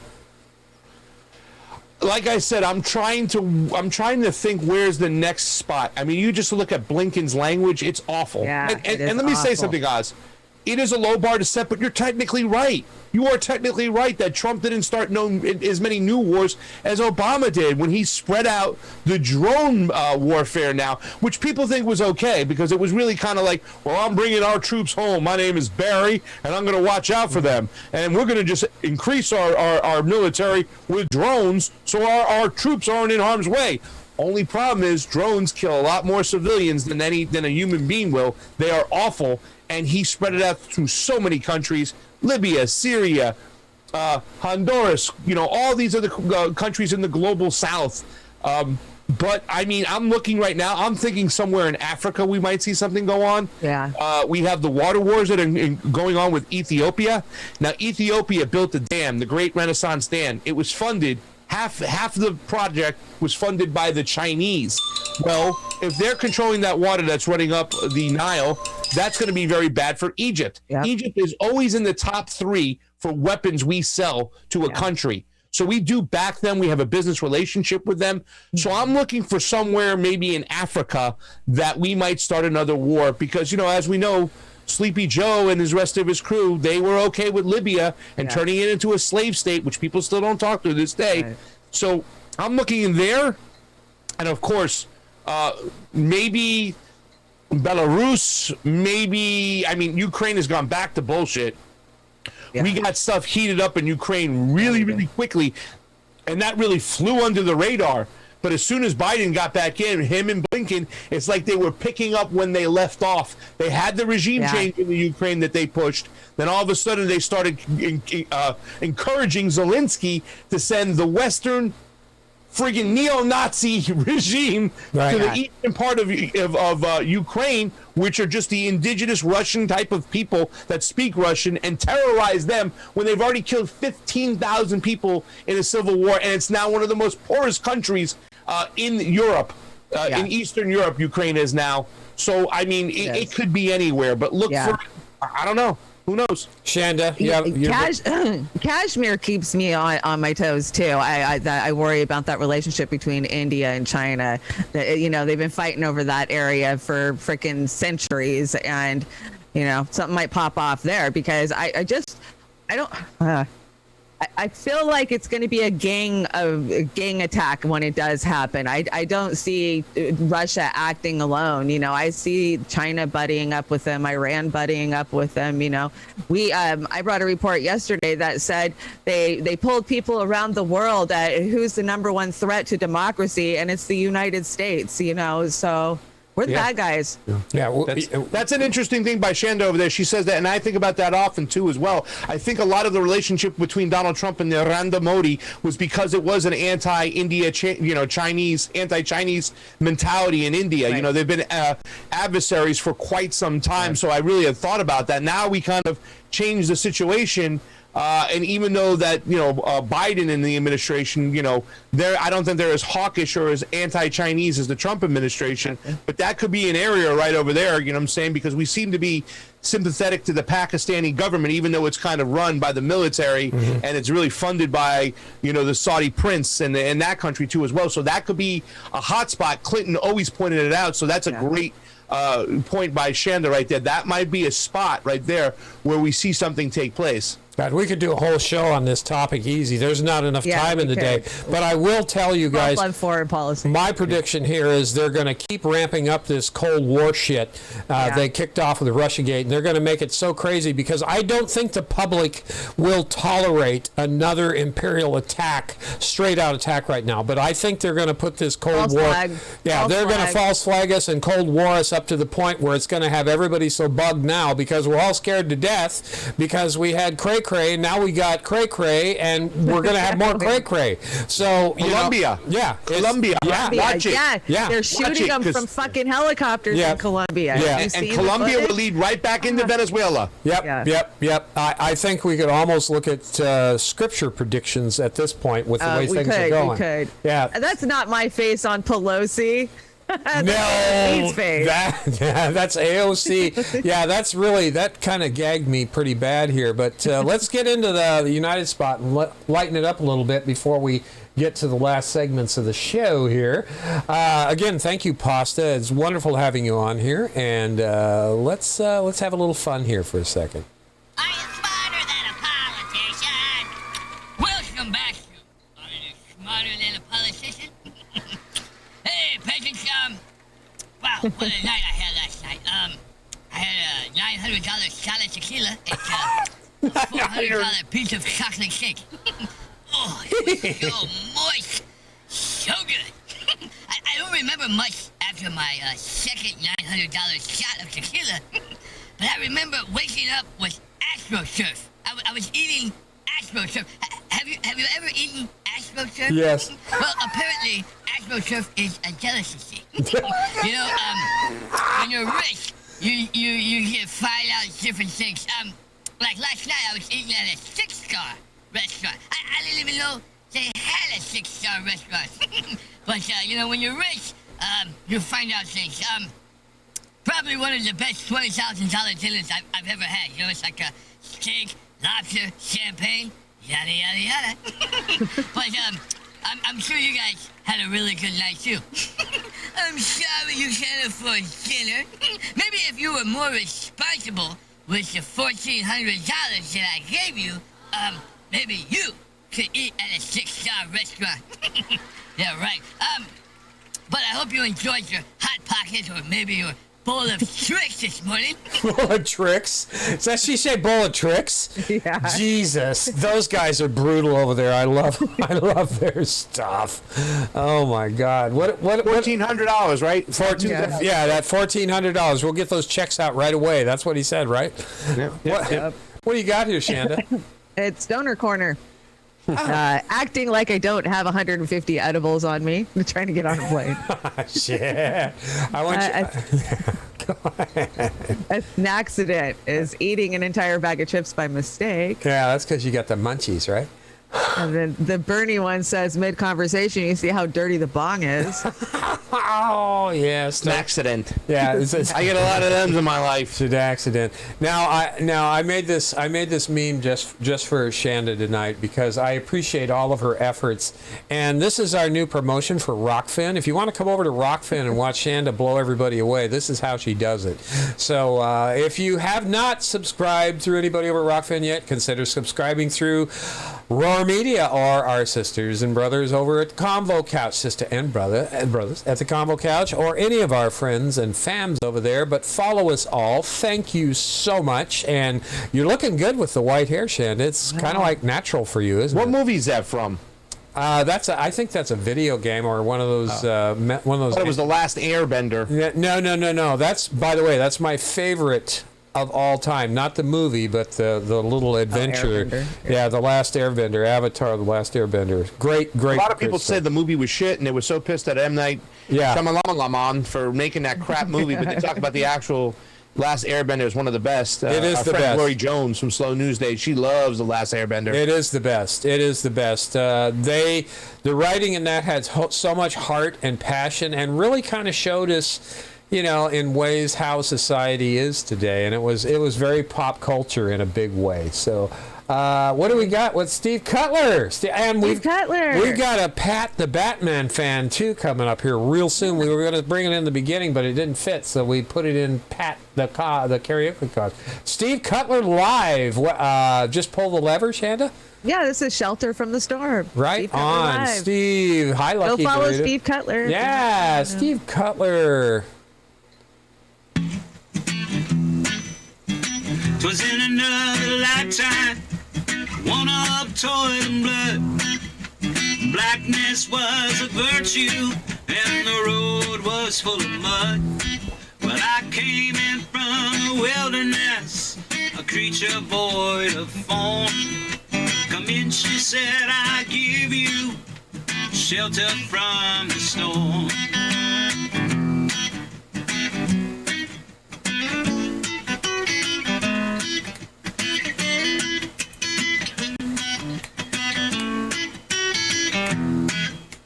If I pass this way again, you can rest assured that I always do my best for her. On that I give my word. In a world of steel-eyed death and men who are fighting to be born. Come in, she said, I give you shelter from the storm.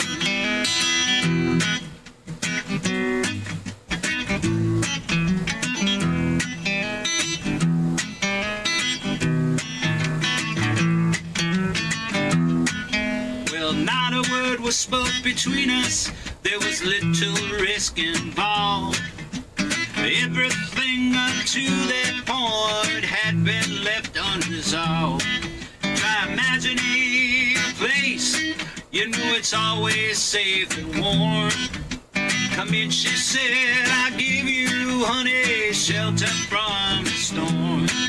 I was burned out from exhaustion.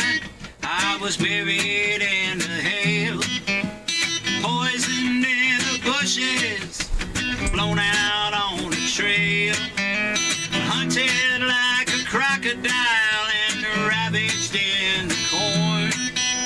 Come in, she said, I will give you, baby, shelter from the storm. Suddenly I turned around and a girl was standing there, with silver bracelets on her wrists and scarlet begonias in her hair. She walked up to me so gracefully and she took my crown of thorns. Come in, she said, I'll give you, daddy, shelter from the storm.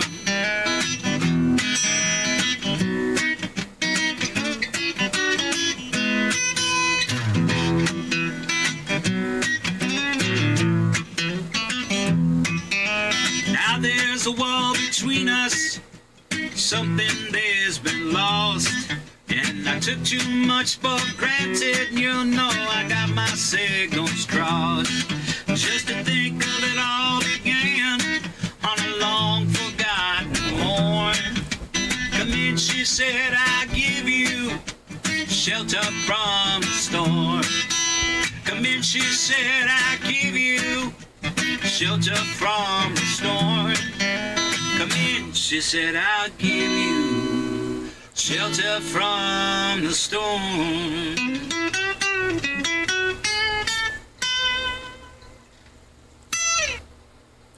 Thank you so Great much. job. That was so great. You know, Steve, That makes me feel so good because you remind me that I still have a little humanity in myself, and there is humanity out there. You calm me down. You make me see more clearly. You just make me feel good in such a shitty life that we're living. So thank you again, and same to Pat.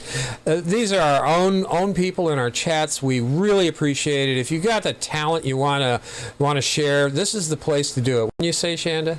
Absolutely. I love that our community is embracing not just those who want to chat or the journalists that want to be out on the street, but we're embracing the musicians too, because it's so important. And the artists, we get a lot of art too. Yeah, artists. I was wearing Lucky Burrito's mask that she sent me the other day as I walked into the Veterans Memorial Coliseum, and all of a sudden I saw one of these little tools of the Predator class, one of these minor league of the mainstream media dudes who I noticed because I've been following the whole story.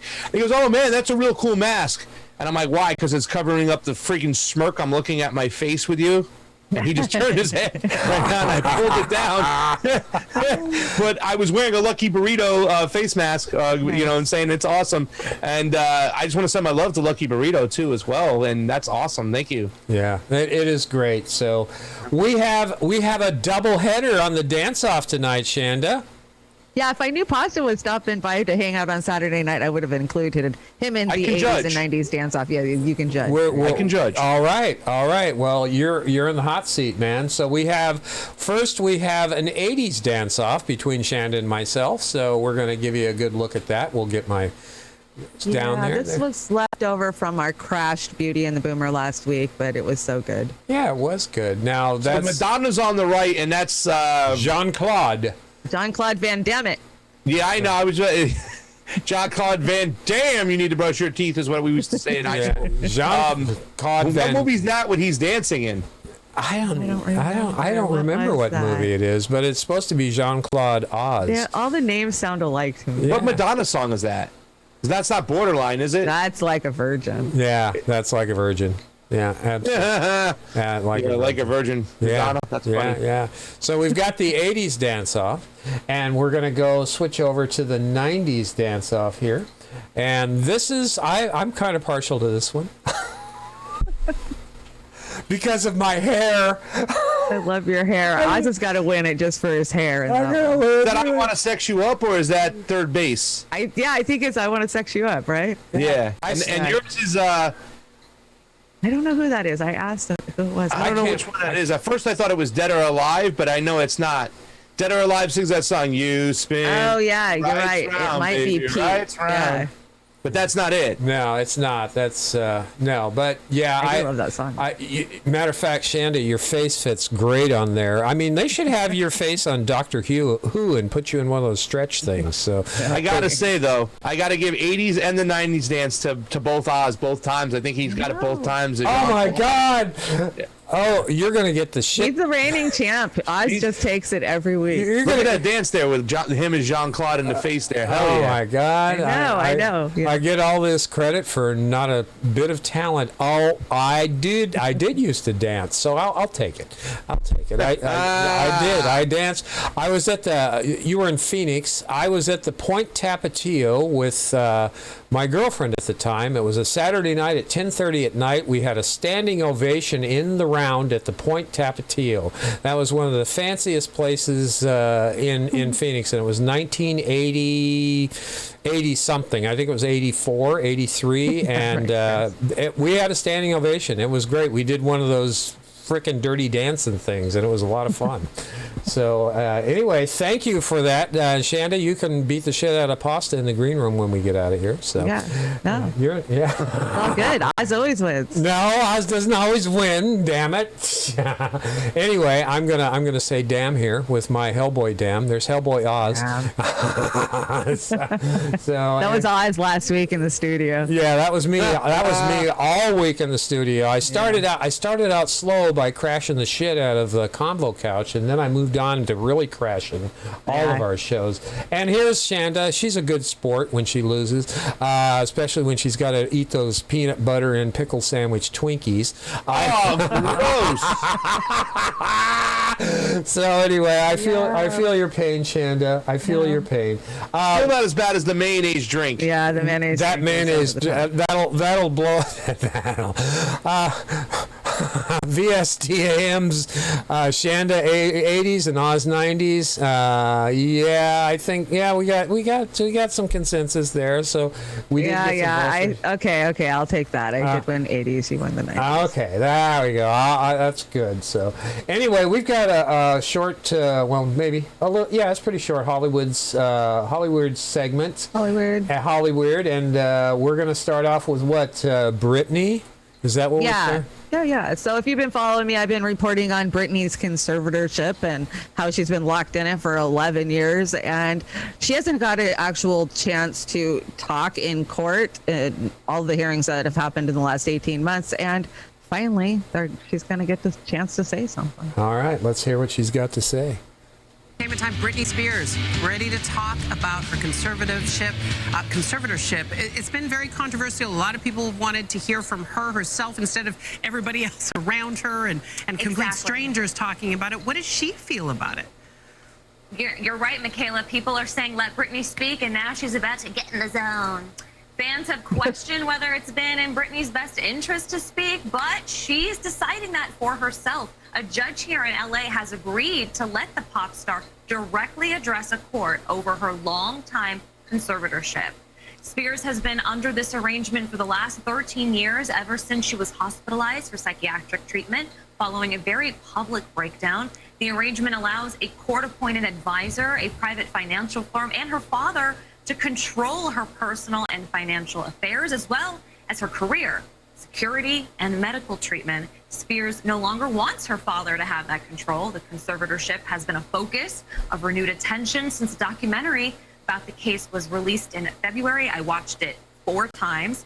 The hearing is set for June 23rd. I follow Britney very closely on social media, and I'm seeing her TikToks, her Instagram posts, and I just feel if she's able to post about her life, she should be able to speak about her life. So. Yeah, this is still weirds me out. What is she, 30s, 38 or something? 38, I want to say. My point is, I don't care if she's a billionaire, if she's being oppressed, which she obviously is. Her basic human rights have been oppressed for many years. It's time that we have to fight for her. Yeah, it truly. How is her mental state, though? I mean, I'm not. I don't think it's very good. Honestly, I follow her Twitters too, and she just puts a lot of weird fucking videos where she's out there spinning and dancing and talking in her baby voice.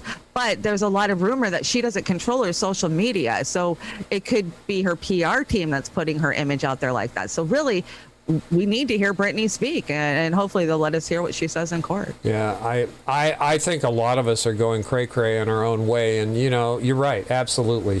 We need to hear the side of that. We have a lot of mentally ill, people that in the world, and we don't take their rights to go to the damn Starbucks away from them. Yeah, I mean, you let Keith Olbermann out in public, and you're going to hold back. You're going to hold back Britney Spears? Are you kidding me?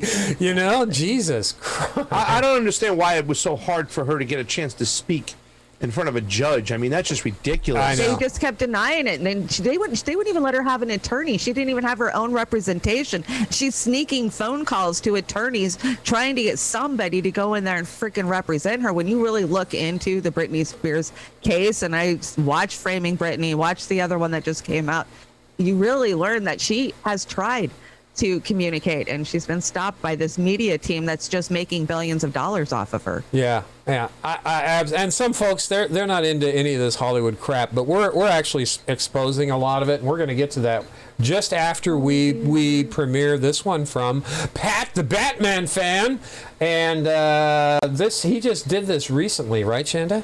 Coming in under the wire tonight. Thank you, Pat, for reaching out and sending this to us. All right. Yeah. We appreciate the fresh stuff. Yeah, he does a good job on this kind of stuff. Theme from the television show Love Boat.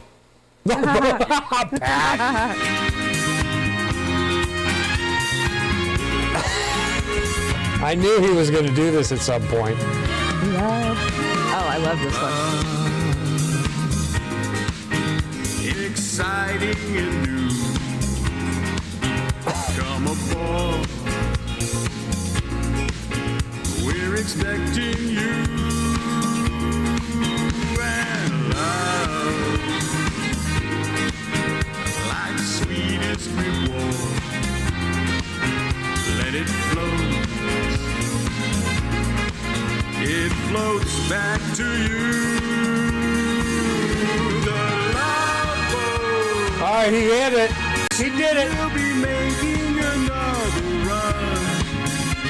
The love boat promises something for everyone. Set a course for adventure, your mind on a new romance. And love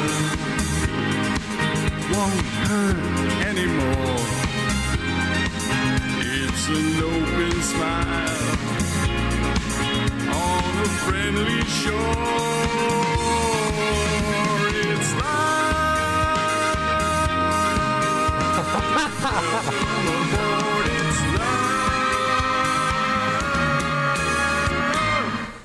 All I can say is Brother Graham Elwood better get his brother Pat, the Batman fan, on his show to do some talent stuff. That's great. Oh, yeah. Great, Pat. Yeah. I love the way Shanda was just singing along the whole time. Oh, Shanda's into it, man. Watched the I Love was raised by 80s television. Are you Me kidding? too. I Yeah. can sing them all. Yeah. The best is come on, knock on my door. Three's company, that is new. Yeah, and Pat's got the moves on that too. That's what I That really is great. like. Yeah, I this is mine, and I I love the little heart there, Shanda. You did a very nice. Yes, I'm honored to be refaced by Yeah, her husband. that's a good one. This was Katie Halper the other day, and there's these are two short clips, but you got to appreciate this gal.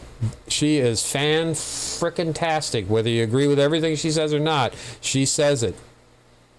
I was like, sweet, I can pay my rent and not be homeless for the second time. Yeah. So mine was purely mercenary. Really. I just happened to be weirdly good at it. But I know I could have been fucking great if I'd not been blacklisted and assaulted and tortured psychologically, and by not just Weinstein, but most of the people there. And it was working with Alyssa Milano. It was just like, come on, you don't have to be addicted.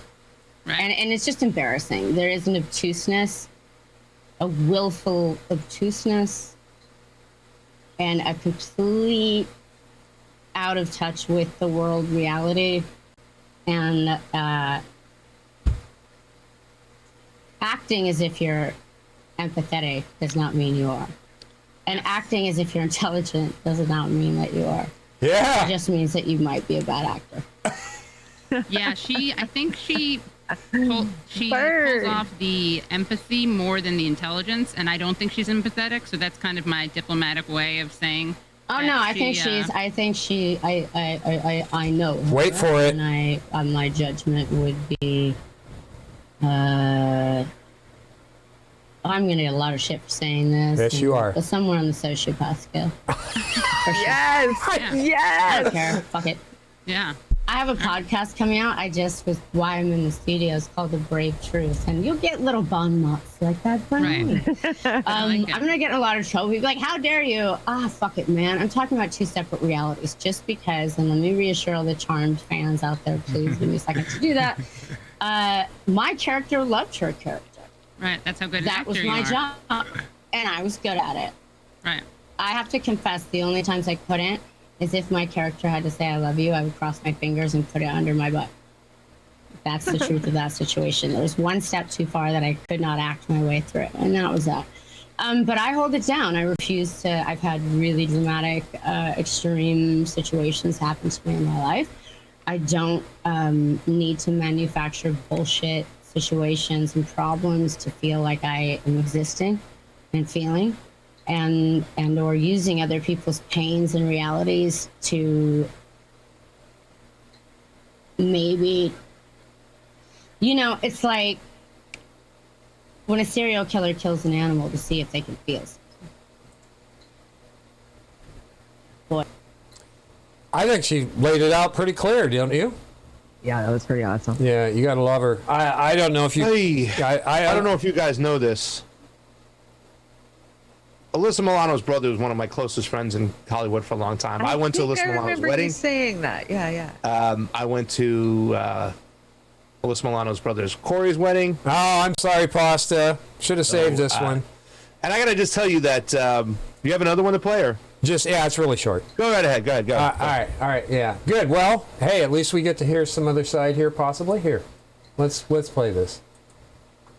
And then there's the 4.5 month award season, which it's interesting to watch the ones that are formed differently, the Europeans, the South Africans, the wherever, in the Chinese, whoever's getting up there, and their encounter. I always like watching their dissonance that, like on a stage, in this strange disreality that they know because they grew up on the outside is pretty much bullshit.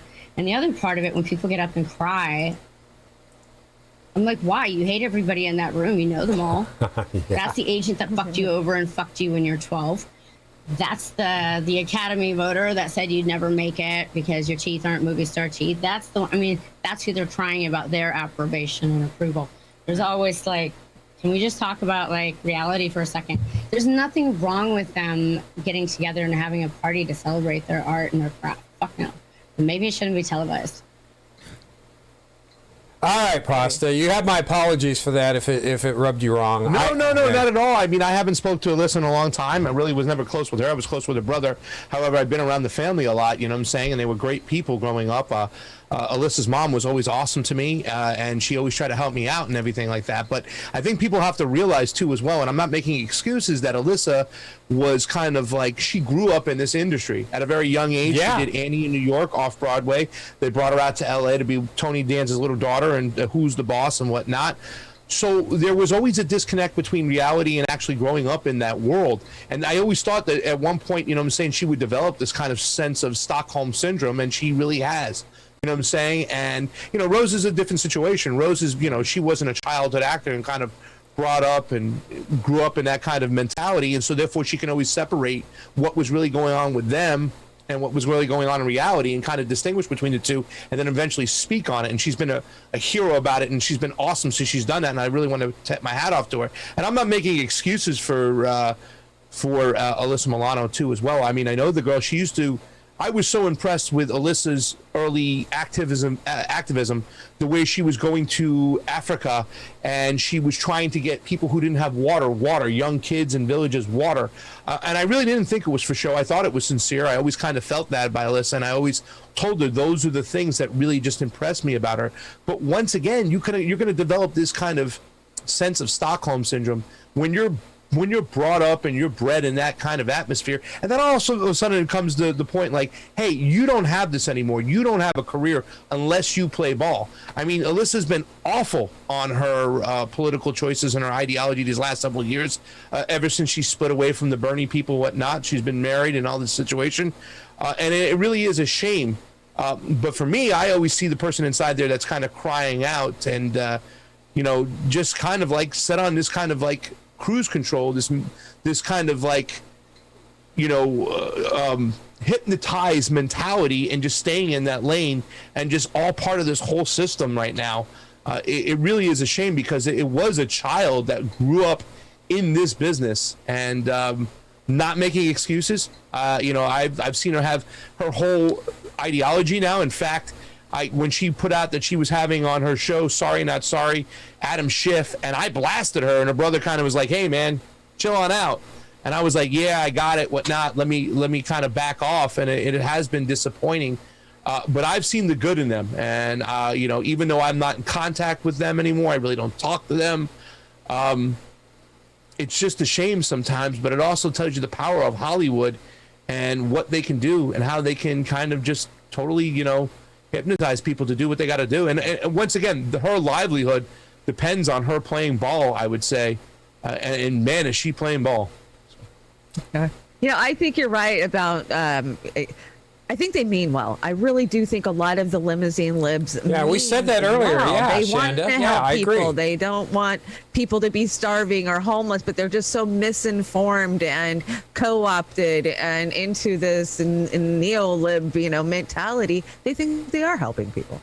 Yeah. Yeah, absolutely. And again, when you're married, when your spouse is so entrenched in the political game and the CAA, and my opinion of the CAA is they're just pimps for up and coming actresses and actors to pimp out to Hollywood elites. I truly do. I think that, and her husband now, he's working with Donald Trump investors, so there's more pressure on her there. So as I have empathy for people who are playing the game, that takes a toll on them that we have no idea, unless you've been through it, what it can do to them. So yeah, on that side of it, yes, I absolutely detest every tweet that Alyssa Milano makes in this day and age, and I don't even punch up on her. I don't think I do necessarily, and this was probably the most punching up on her that I've done.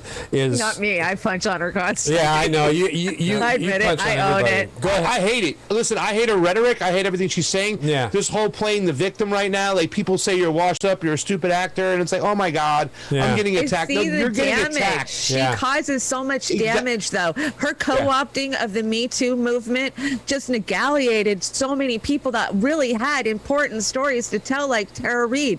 Just that because was of the her, tough. That's her political ideology. Yeah, absolutely. And once again, it was like, if you don't play ball, you have no career. And when you're brought up in that business since you're like 8, 9 years old, I think she was 8 or 9 when she was flown out to be Who's the Boss, or 10. She was young. I mean, she was bred in Hollywood pretty much. It gets really scary when you say you're not going to have anything because they're the ones making decisions, and you played ball. Otherwise, you're out of here. And don't get me wrong.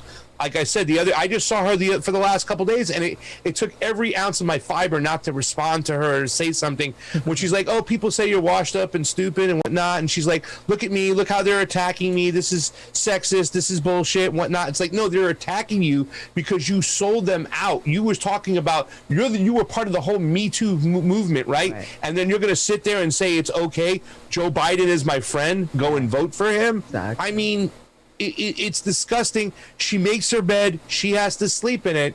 But I mean, Rose has the ability, because once again, Rose wasn't brought up in the industry. Yeah, she talks about that. Yeah, she's a realist. She can understand the difference between the two. Yeah, and something inside her said, you know what? I don't give a shit about my career. I'm gonna stay. I'm gonna stand on the site what's right and what's wrong, and I'm gonna speak my word. So I mean, Rose is just a true freaking champion. I love her. I love what she's saying. I love what she's doing.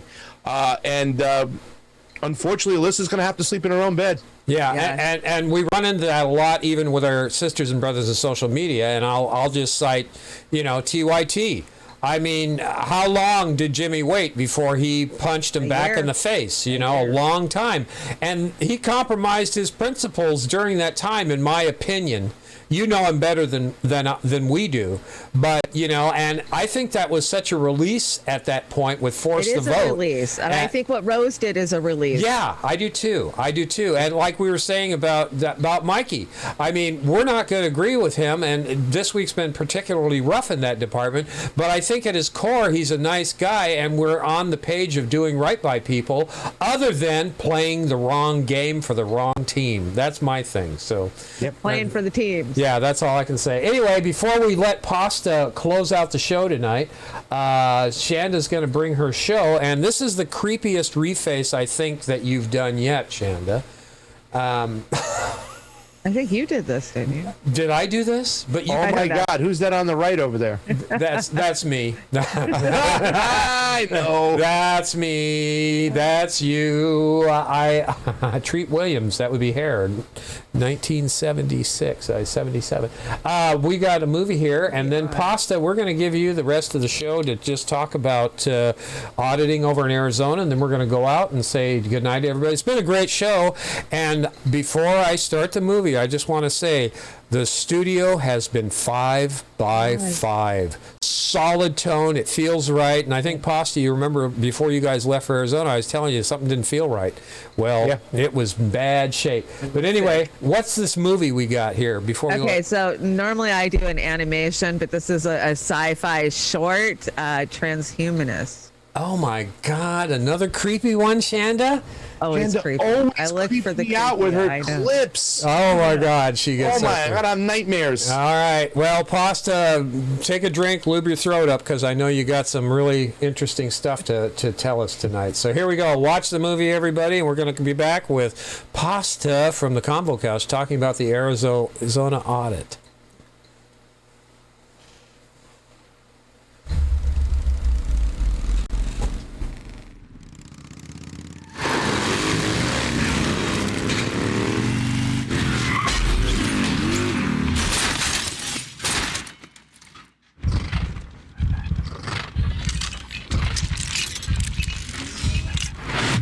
Shandy, you're giving me nightmares already.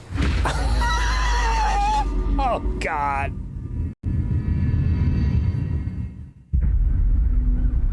I always wanted to be somebody. Somebody people remember. That's how I got hooked.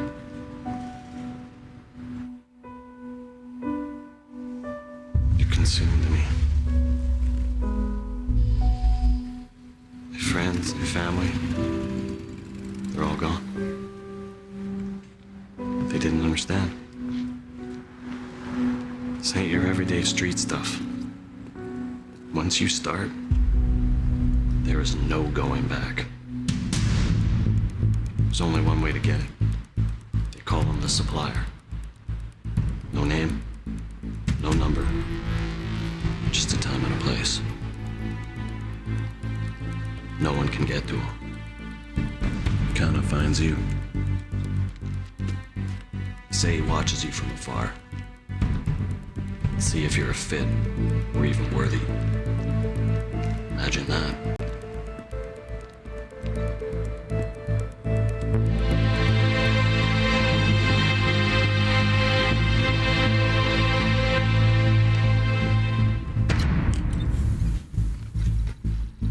They call it Mac.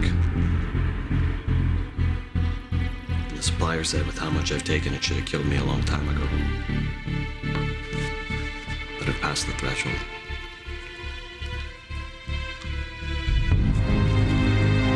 The more I used, the more it changed me.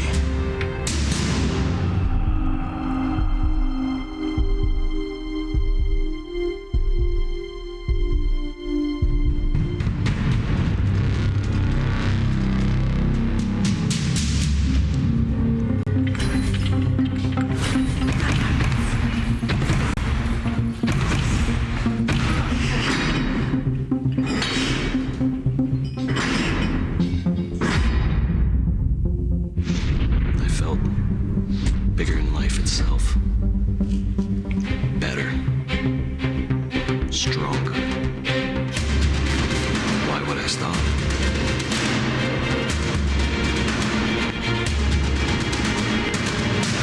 But then I could feel something growing inside of me. And that's when I saw it. He told me not to worry. It's just a small side effect. But it keeps spreading. And it won't stop. This isn't what I signed up for.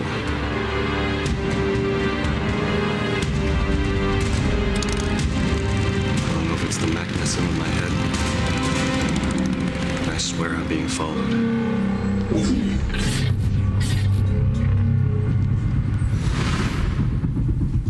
Last thing he said to me was, they know you've passed the threshold. Be careful. They'll be coming for you. Then 2 weeks ago, the supplier vanished. Now, it won't stop growing.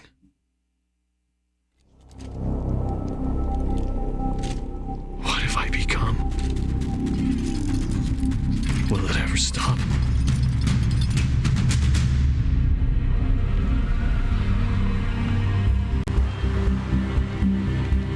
The supplier is my only link.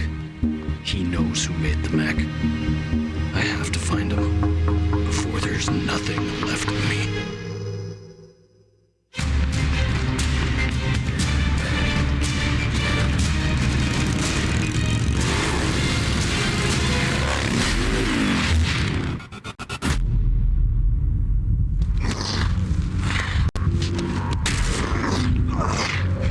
Where is the supplier? I see you've passed the threshold. You're not the only one.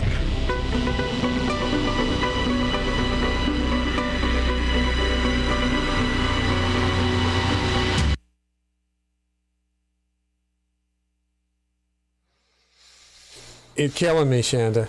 Make sure you know what's in that jab you take. You know what? Yeah. Don't start. Don't start. You know that makes that the good old microdot look like a candy necklace. So. Oh my lord! Oh my! Well, it just makes me think of two things right now, right?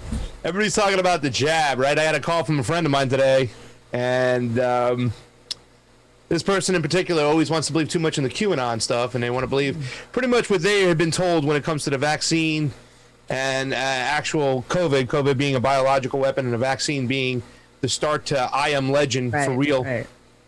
You know, it makes me laugh a little bit. You see stuff like that. And also what was practiced on the New Mexico ranch was transhumanism. And just recently there's some talk about what's going on in the New Mexico ranch, that now they finally are about to go in there and start looking around a couple years after the whole situation.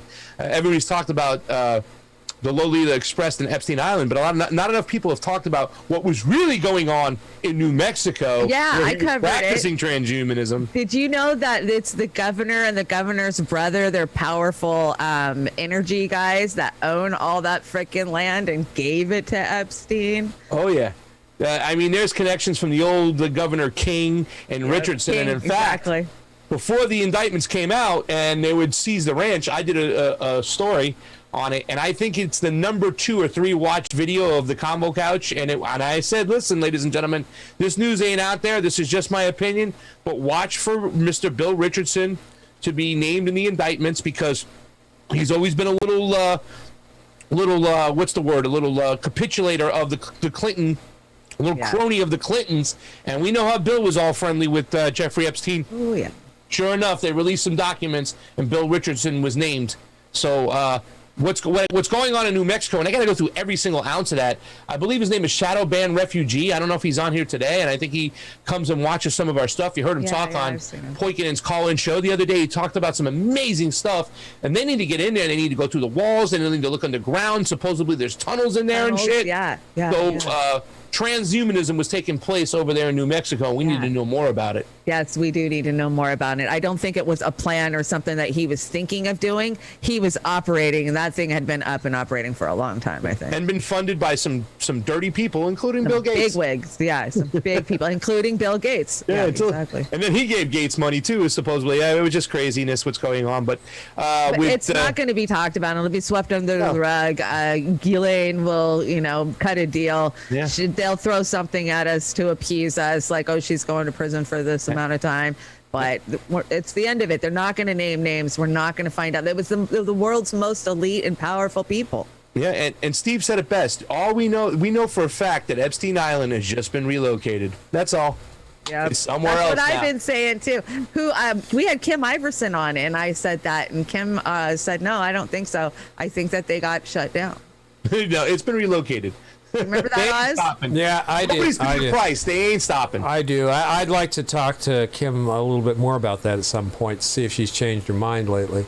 Right. So anyway, yeah. Are you ready, Pasta? We're going to give you the screen, man. Yeah. Tell us about Arizona. Yeah. First of all, you got 24 people watching on the Rockfin and only 13 thumbs up. Please help my brothers sisters over here at Roar Media. Let's hit the like button. Let's get their algorithm up over here on Rockfin.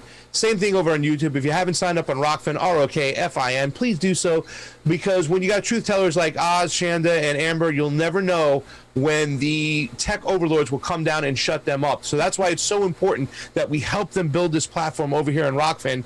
And sure enough, the other day when we had a fundraiser and we had one of our super fans, Mike Unge, who was doubling our donations, we even had Roar Media jump in on the love and the fun, and we had our best fundraising day ever on Rockfin, and you guys really paved the way for us to go out to Arizona and cover this election, this audit, of the election, of the 2020 election. And man, it's been exciting for election integrity geeks like ourselves. And we went out there and we've talked to a lot of Republicans, believe it or not, because that's who the ones who are kind of pushing for the audit. It's not just a Republican audit, it's a people's audit. The people of Maricopa County and the people of Arizona requested this audit for certain reasons. Something just didn't add up with their election. So therefore, we went there on the spot to witness the audit and to talk to people involved, including Mark Fincham, which we just released a video on YouTube. We will put it up on Rockfin later on today. Mark Fincham is a representative of the Arizona State Assembly, and he held the first hearing, and then Giuliani and his team came in and they talked about it and what went on. Had some crazy testimony, had some great whistleblowers that really kind of exposed what had happened in Maricopa County. One, in fact, they had the main thing they look for, which election integrity activists look for when it comes to seeing if election is fair or not, is voting patterns. They look for spike in voting patterns, and they had some crazy spikes over there in the voting patterns. And there was a whistleblower who said that in Pima County, which is the county not too far from Maricopa, that 35,000 votes were distributed out to Democratic candidates across the board. So they started looking at the voting pattern and they saw a lot of irregularities. And on top of that, they had another whistleblower come in and talk about the adjudication process, which was just off the charts. We don't have the exact numbers on that, but the adjudication process usually means it's when the tabulation machine flags a ballot and says this ballot's no good, something's wrong with it, there's either a crinkle mark, it's not filled out properly. It then has to be adjudicated by an election integrity team and pushed through. Well, the average, according to the EAC, is 1 in 250,000 ballots in this particular case, and that's like something like 0.000 something percent. In this particular case, almost 11% of the ballots were adjudicated in Maricopa County. So there's something up over there. So with all these irregularities out there, the state Senate of Arizona, of Maricopa in particular, the state Senate had to push Maricopa County Board of Supervisors to grant them a full forensic audit. Well, COVID slowed everything down in the courts, the pushback from the Maricopa County Board of Supervisors. Eventually, the fighting has been going on, and they were granted, through the courts, through the process, a full forensic audit. Now, with that being said, we went out there just immediately because it's been going on for about a week and change, about a week and a half, to document the process, to actually see what's going on. There's some amazing things going on, the way they're counting the ballots. I think Shanda talked about the red team, blue team, green team, and you can see on some of our videos, or you can go into the Arizona County, not the Arizona County, the Arizona, I think it's az.org or something. It's on the Maricopa County audit team on Twitter. They have a link, and I'm sure we can get a hold of it, and you can see the actual tables of what's going on, split up into teams where they're counting all the ballots by hand to make sure they're legit. Then they're taking a picture of the ballot to authenticate it, and a blue light ray, whatever you call those things, a blue light to look at it to make sure it's authenticated, and then they're going on for there. Now, that's great, and audits should be a normal thing when it comes to elections. We should have mandatory audits, let alone the way we count these ballots in the tabulation machines that are own proprietary software that should be just thrown out on the streets. This audit is really something special because there's been nothing like it. You might hear out there that there's audits all the time, but it's not really audits. They're logic and accuracy tests, or they're spot audits, meaning there's like 4% of the ballots they counted. 0.04% of the ballots they counted. Not even 1% of the ballots did they count in Maricopa County, and yet they tell everybody, oh, we had a successful audit. That's not the case. This here is a real audit. However, we went out there, we went and witnessed it, we talked to people. I have an awesome interview with Mark Fincham, the representative of the Assembly. He was great. He was a hoot. Amazing. He only mentioned China once, which is kind of cool, because we laughed and chuckled because we had differences. We actually went on a show called Hub Radio Phoenix.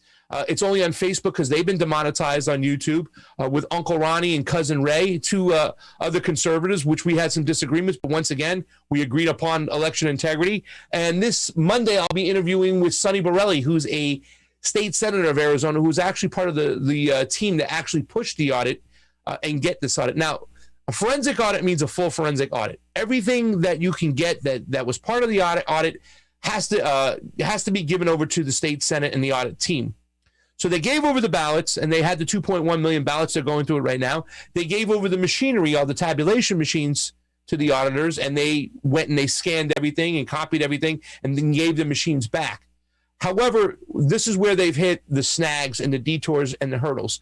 3 areas in particular, and I have it up on my Twitter. If you go to my Twitter, you'll see me interview inside the audit taking place a gentleman by the name of Ken Bennett. Ken Bennett is the old Secretary of State who's now in charge, who's been pointed to and been chosen to be the auditor in general, of whatever you want to call him, the guy who's in charge of the audit. And I talked to him about some of the problems we heard, and we've hit 3 major snags and a 4th one as well. Even still, that the Arizona State Senate has been fighting for this audit tooth and nail. I'm talking subpoenas, going back and forth, holding people in contempt. They've hit 3 major hurdles. Number 1, even though they copied all the software from all the tabulation machines, they have still run into a secondary password, meaning they need another password to get into this stuff so they can look at the administrative logs, which is really important. Yeah.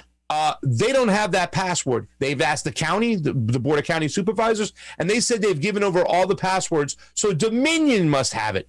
So you're either saying that Dominion, a proprietary company, its ownership is proprietary, its software is proprietary, they're running the elections, or you're just obstruction and you don't want to give it to us so we can look at those administrative logs to see what was what. It's very similar to the case that's going on here in California with our good friend Raji Robb, who's actually suing to get a hold of those logs, saying that those logs are public knowledge, that if anybody went into the back of the machine while they already processed ballots, the public deserves the right to look at and see that. They're fighting tooth and nail to not give Raji the logs, and right now they're saying they don't have we don't have the password, so that's a problem. I asked Ken Bennett, that's a problem. Number 2, they want all the logs to the routers. All the routers down in the Maricopa County, well, they're called slug logs, I believe. I'm not sure 100%, but they have these logs that will tell on election night if, in fact, the internet was on and it was communicating with the tabulation machines and where it was communicating to. That's what. Well, they don't want to give over these routers and these slug logs because they're saying, the county,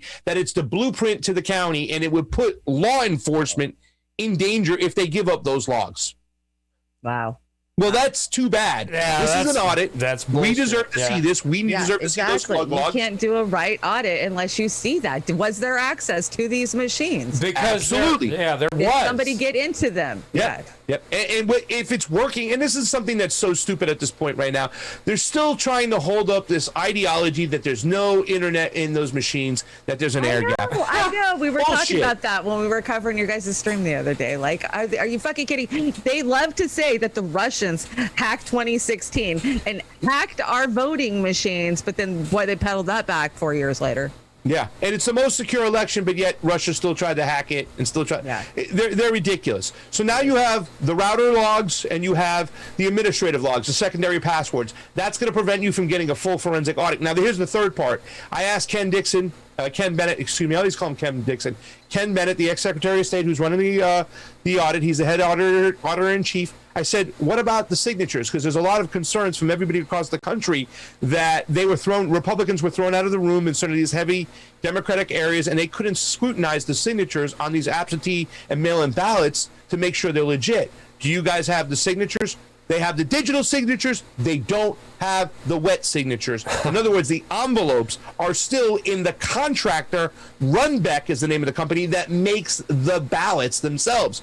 And what Maricopa does, and this is just awful, listen to this. They mail out their ballots. They send them out to the voter. The voter then sends them back to Maricopa. Maricopa doesn't canvass them. They take the mail-in ballots and the absentee ballots back to Runbeck, in which they canvass them, take them out of the envelope, run the envelopes and the signatures through a machine, and then digitally send them back to Maricopa County to If that isn't crazy. Yeah, that's corruption sick. Yeah. What about chain of custody? Don't they understand there? Right. Well, they don't. And here's something once again, and really to tell you the truth, I'm not just bragging about this, but after the 2020 primary, and especially what happened in California, something just stunk, and it was like Joe Biden was polling at 8%. Now we're a viability state, meaning if you don't hit 15%, you don't get viability, so you get nothing. And if you get under 15%, you lose, you get nothing. Bernie Sanders would have wrapped up the primary right here in California and waltzed out the door. Super Tuesday, the day before Super Tuesday was Monday.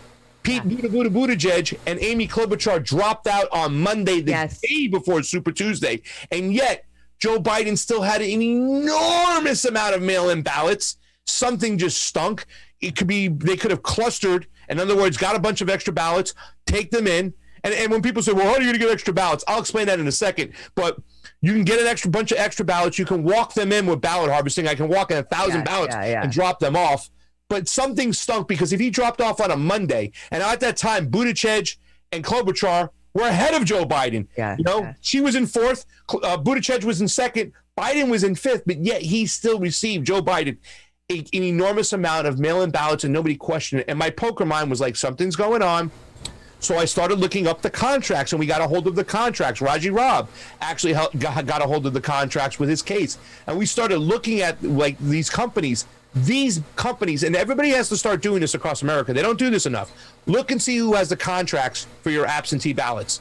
Look and see who owns these companies. Yeah. Well, it will turn out just like Dominion, just like ES&S, just like Smartmatic. You don't know who the major stakeholders are in these companies because it's like a hedge fund of a zombie company of another hedge fund. So not only is their software proprietary when it comes to tabulation machines, so is their ownership.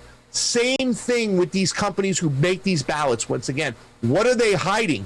And if you look at these contracts and you start realizing, okay, they're going to mail out ballots to everybody on the voter roll, right? That's what they changed. A lot of these secretaries of states who went around the state legislative bodies, which they're not allowed to do, to change these rules, to say, we're going to send a ballot out to everybody on the voter roll. Well, if 80% of them hit their mark, what happens to the other 20% of those ballots? Do they go back to the original company who mailed them out? Are they on record to be shredded? Are they in holding? Where's the chain of the custody there? There is none. So in the case of California, which is K&H, which K&H is up in your state, making our ballots, and they mail it out to everybody on the voter roll. And these are not clean, updated voter rolls, ladies and gentlemen. No, never. They have a lot of names on there that people have moved, people have died, and so you have all these extra ballots. What do they do with those ballots? We need a system that's going to say, in the chain of custody, when the ballot gets mailed out and it goes back, that ballot has to be either shred, it has to be in the public's eye.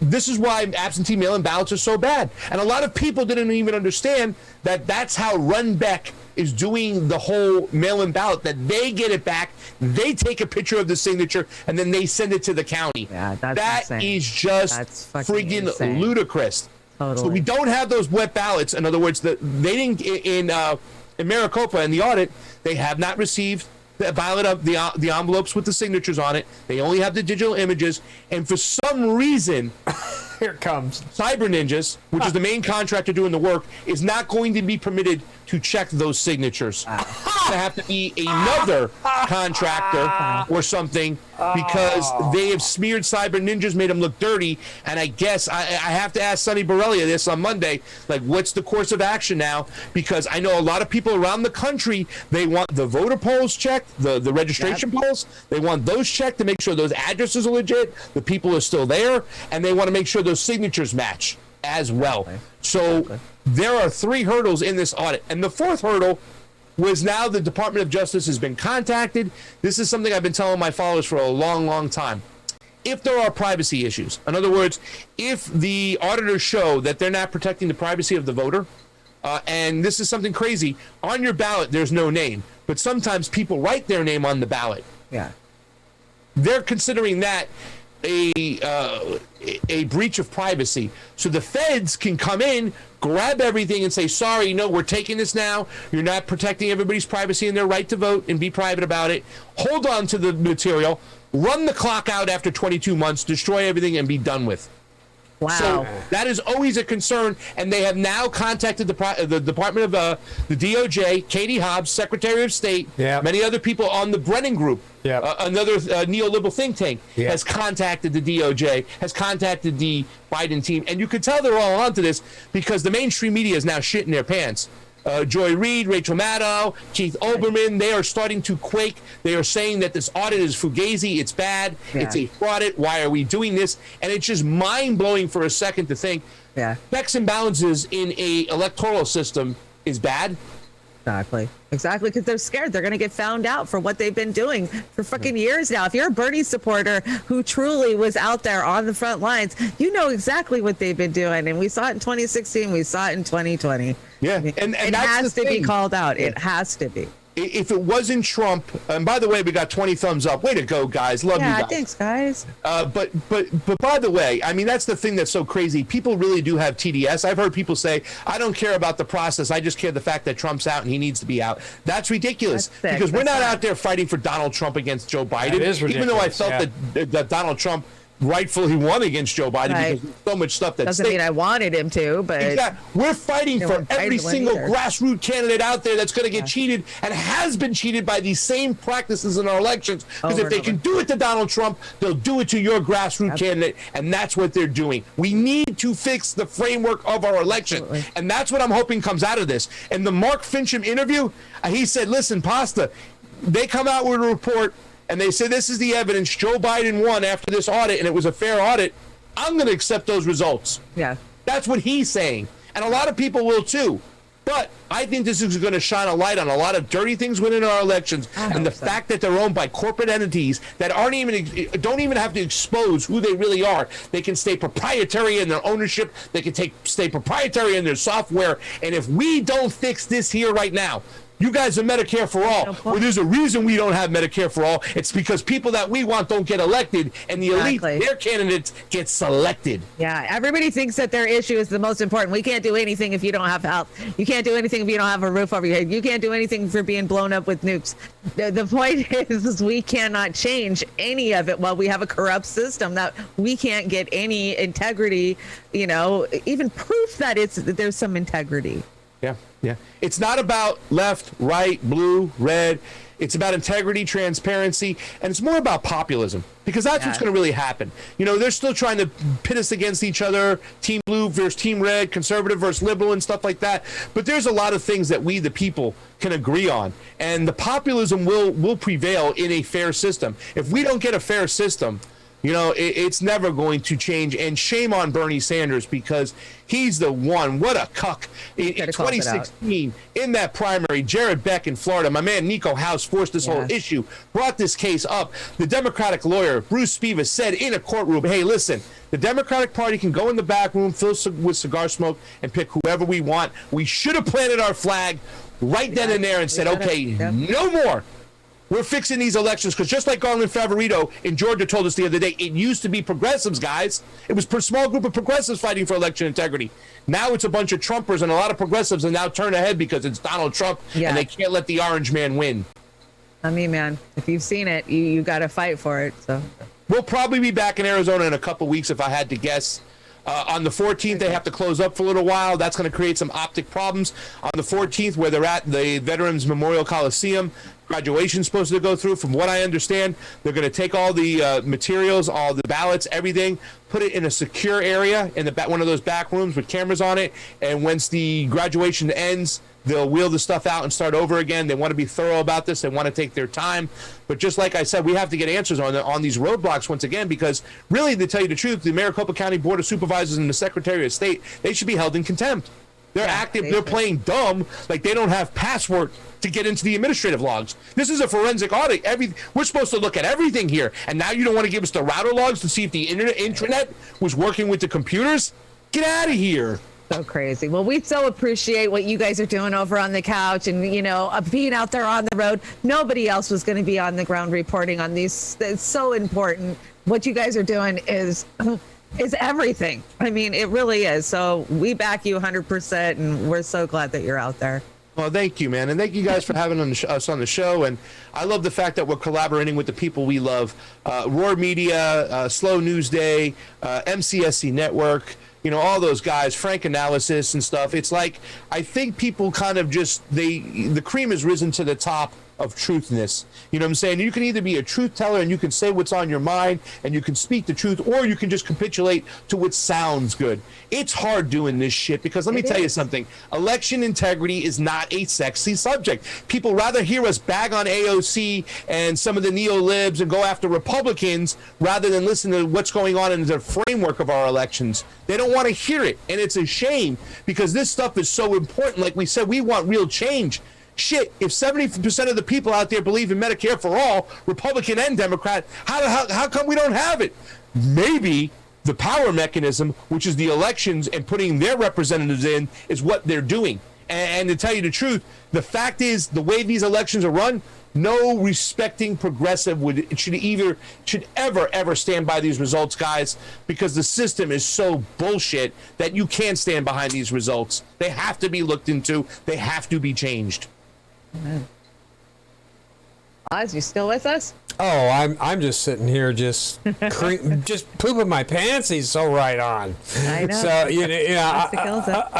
again, if you are so bold as to say that you don't think anything needs to be audited, especially an election, you're out of your frickin' mind. And then the couple of times that I got into it with a couple of people, I mean, it's like, really?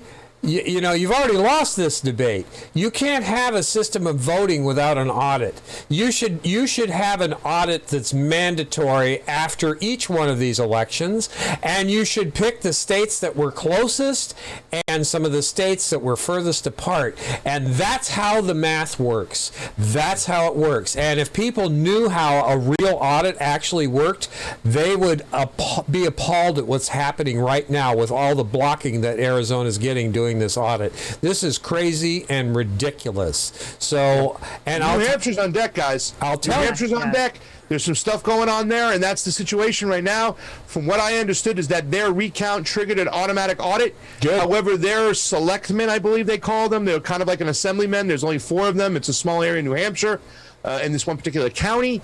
They're picking their own team, and the people are like, no, we're not going to take your cronies of the establishment. No, don't do it. And they had their own fundraising to get their own people in an audit, and one of those people is Javon Hutton Pulitzer, who said some amazing stuff. But, you know, here's something else, too, guys. I have to talk about this really quickly, too, as well, because what's happening now is the establishment is trying to muddy the waters and trying to undermine this audit by taking little QAnon bites and kind of thrusting it on the auditors. Oh, yeah. Not only are they saying that the auditors are the same people who were in the insurrection in January 6th, they're really floating this whole bamboo idea.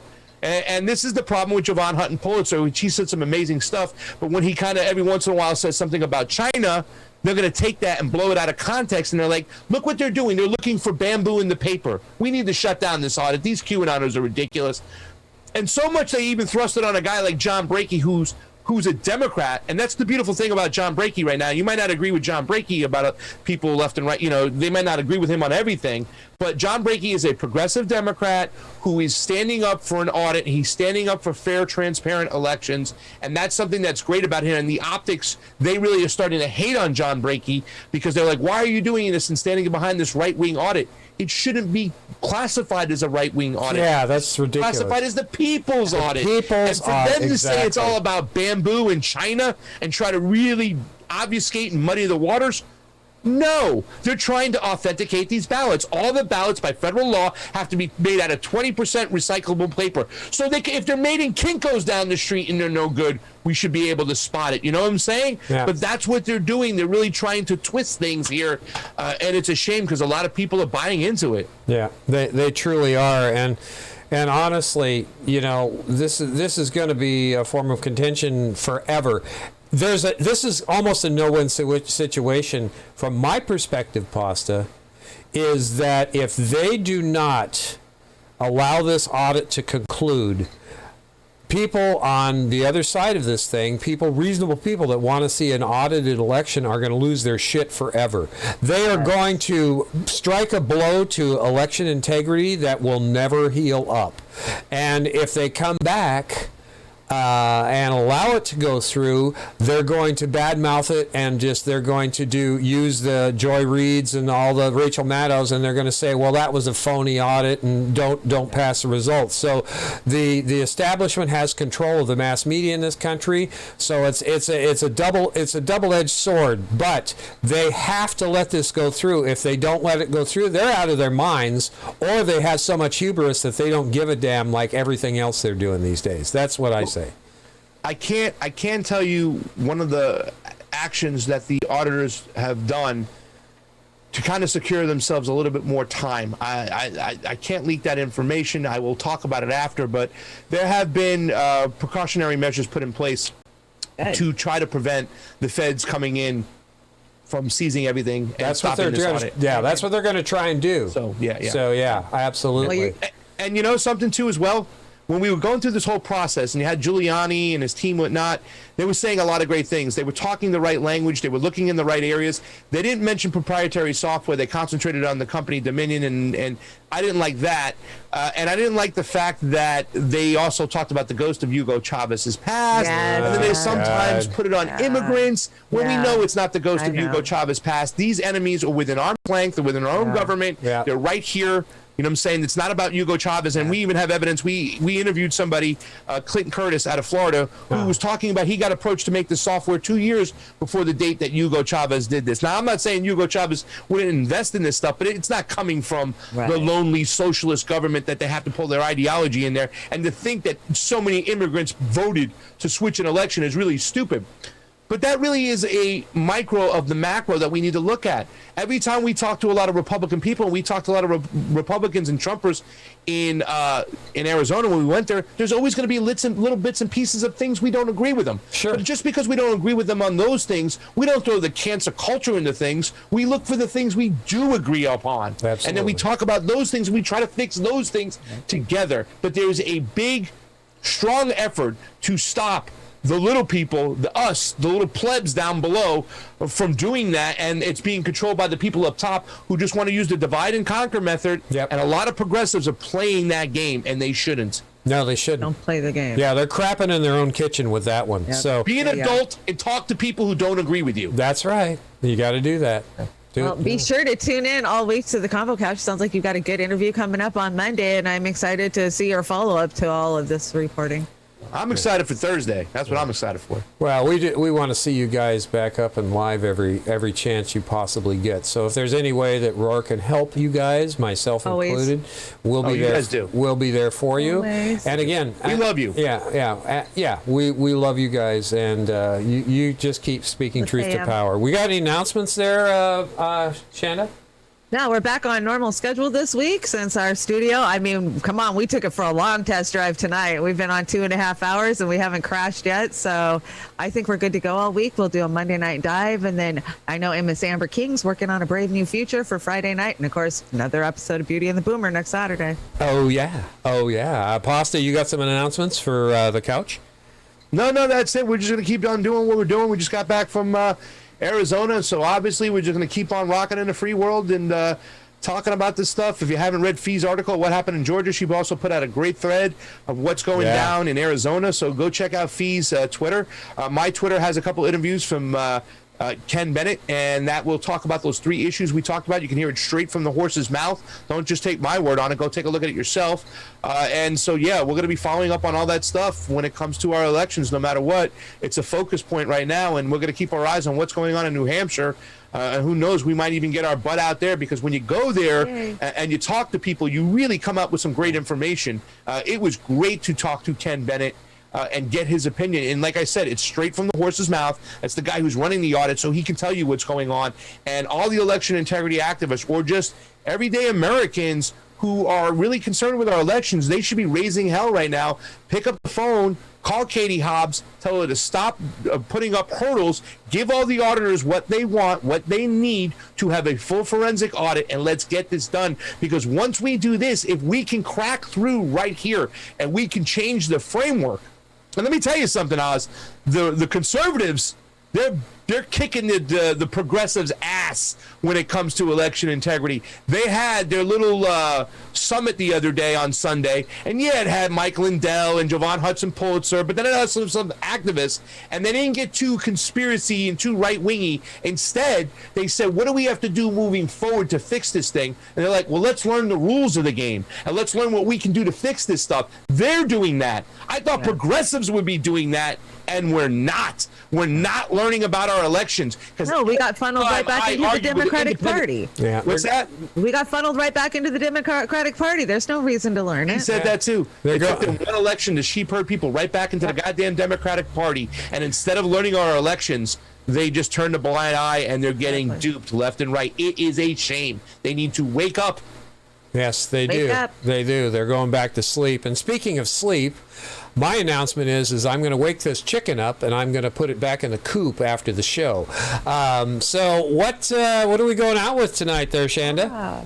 we're going out with a great cover of My Name is Human by Small Town Titans. All right. Thanks again, Super P, Mr. Pasta. Yeah, thanks for joining us, Pasta. And you guys, thanks for hanging in for such a super long show. It was a good show. And Pasta, you always bring great info. Thank you so much. We had amazing time with you guys. I love you guys. Guys, get over to Roar Media. Sign up on Rockfin. Come on, guys. Let's do this. This is the best kept secret right now in independent media. It's Roar Media.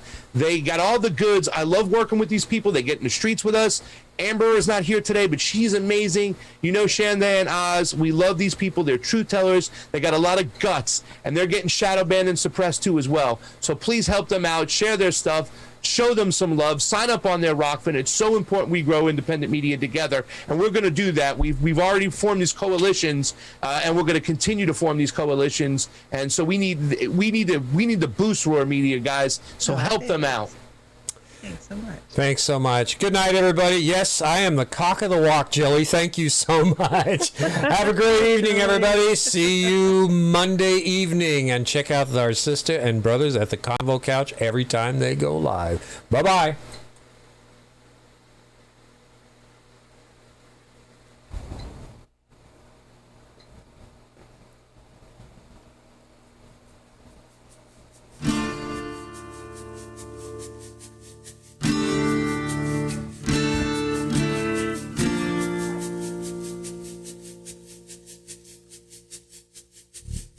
Okay. I'm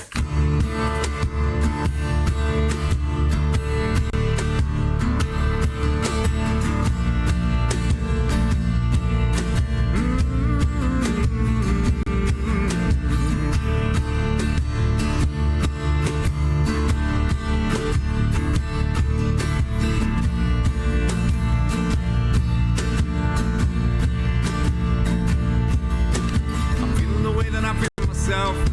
Fuck everyone else. Gotta remember that nobody's better than anyone else. Yeah. Do you need some time to think it over? Look what they do to you. Look what they do to me. Must be joking if you think that either one is free. Yeah. Get up off your knees, girl. Stand face to face with your God. And find out what you are. Hello, my name is Human. Hello, my name is Human. Hey, and I came down from the stars. Hello, my name is Human.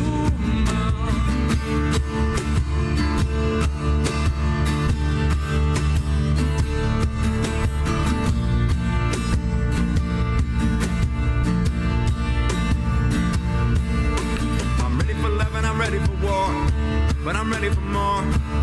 I know that nobody's ever been this fucking ready before. Hey, do you need some time to think it over? So figure it out or don't figure it out. But I figured it out. The bigger the river, the bigger the drought.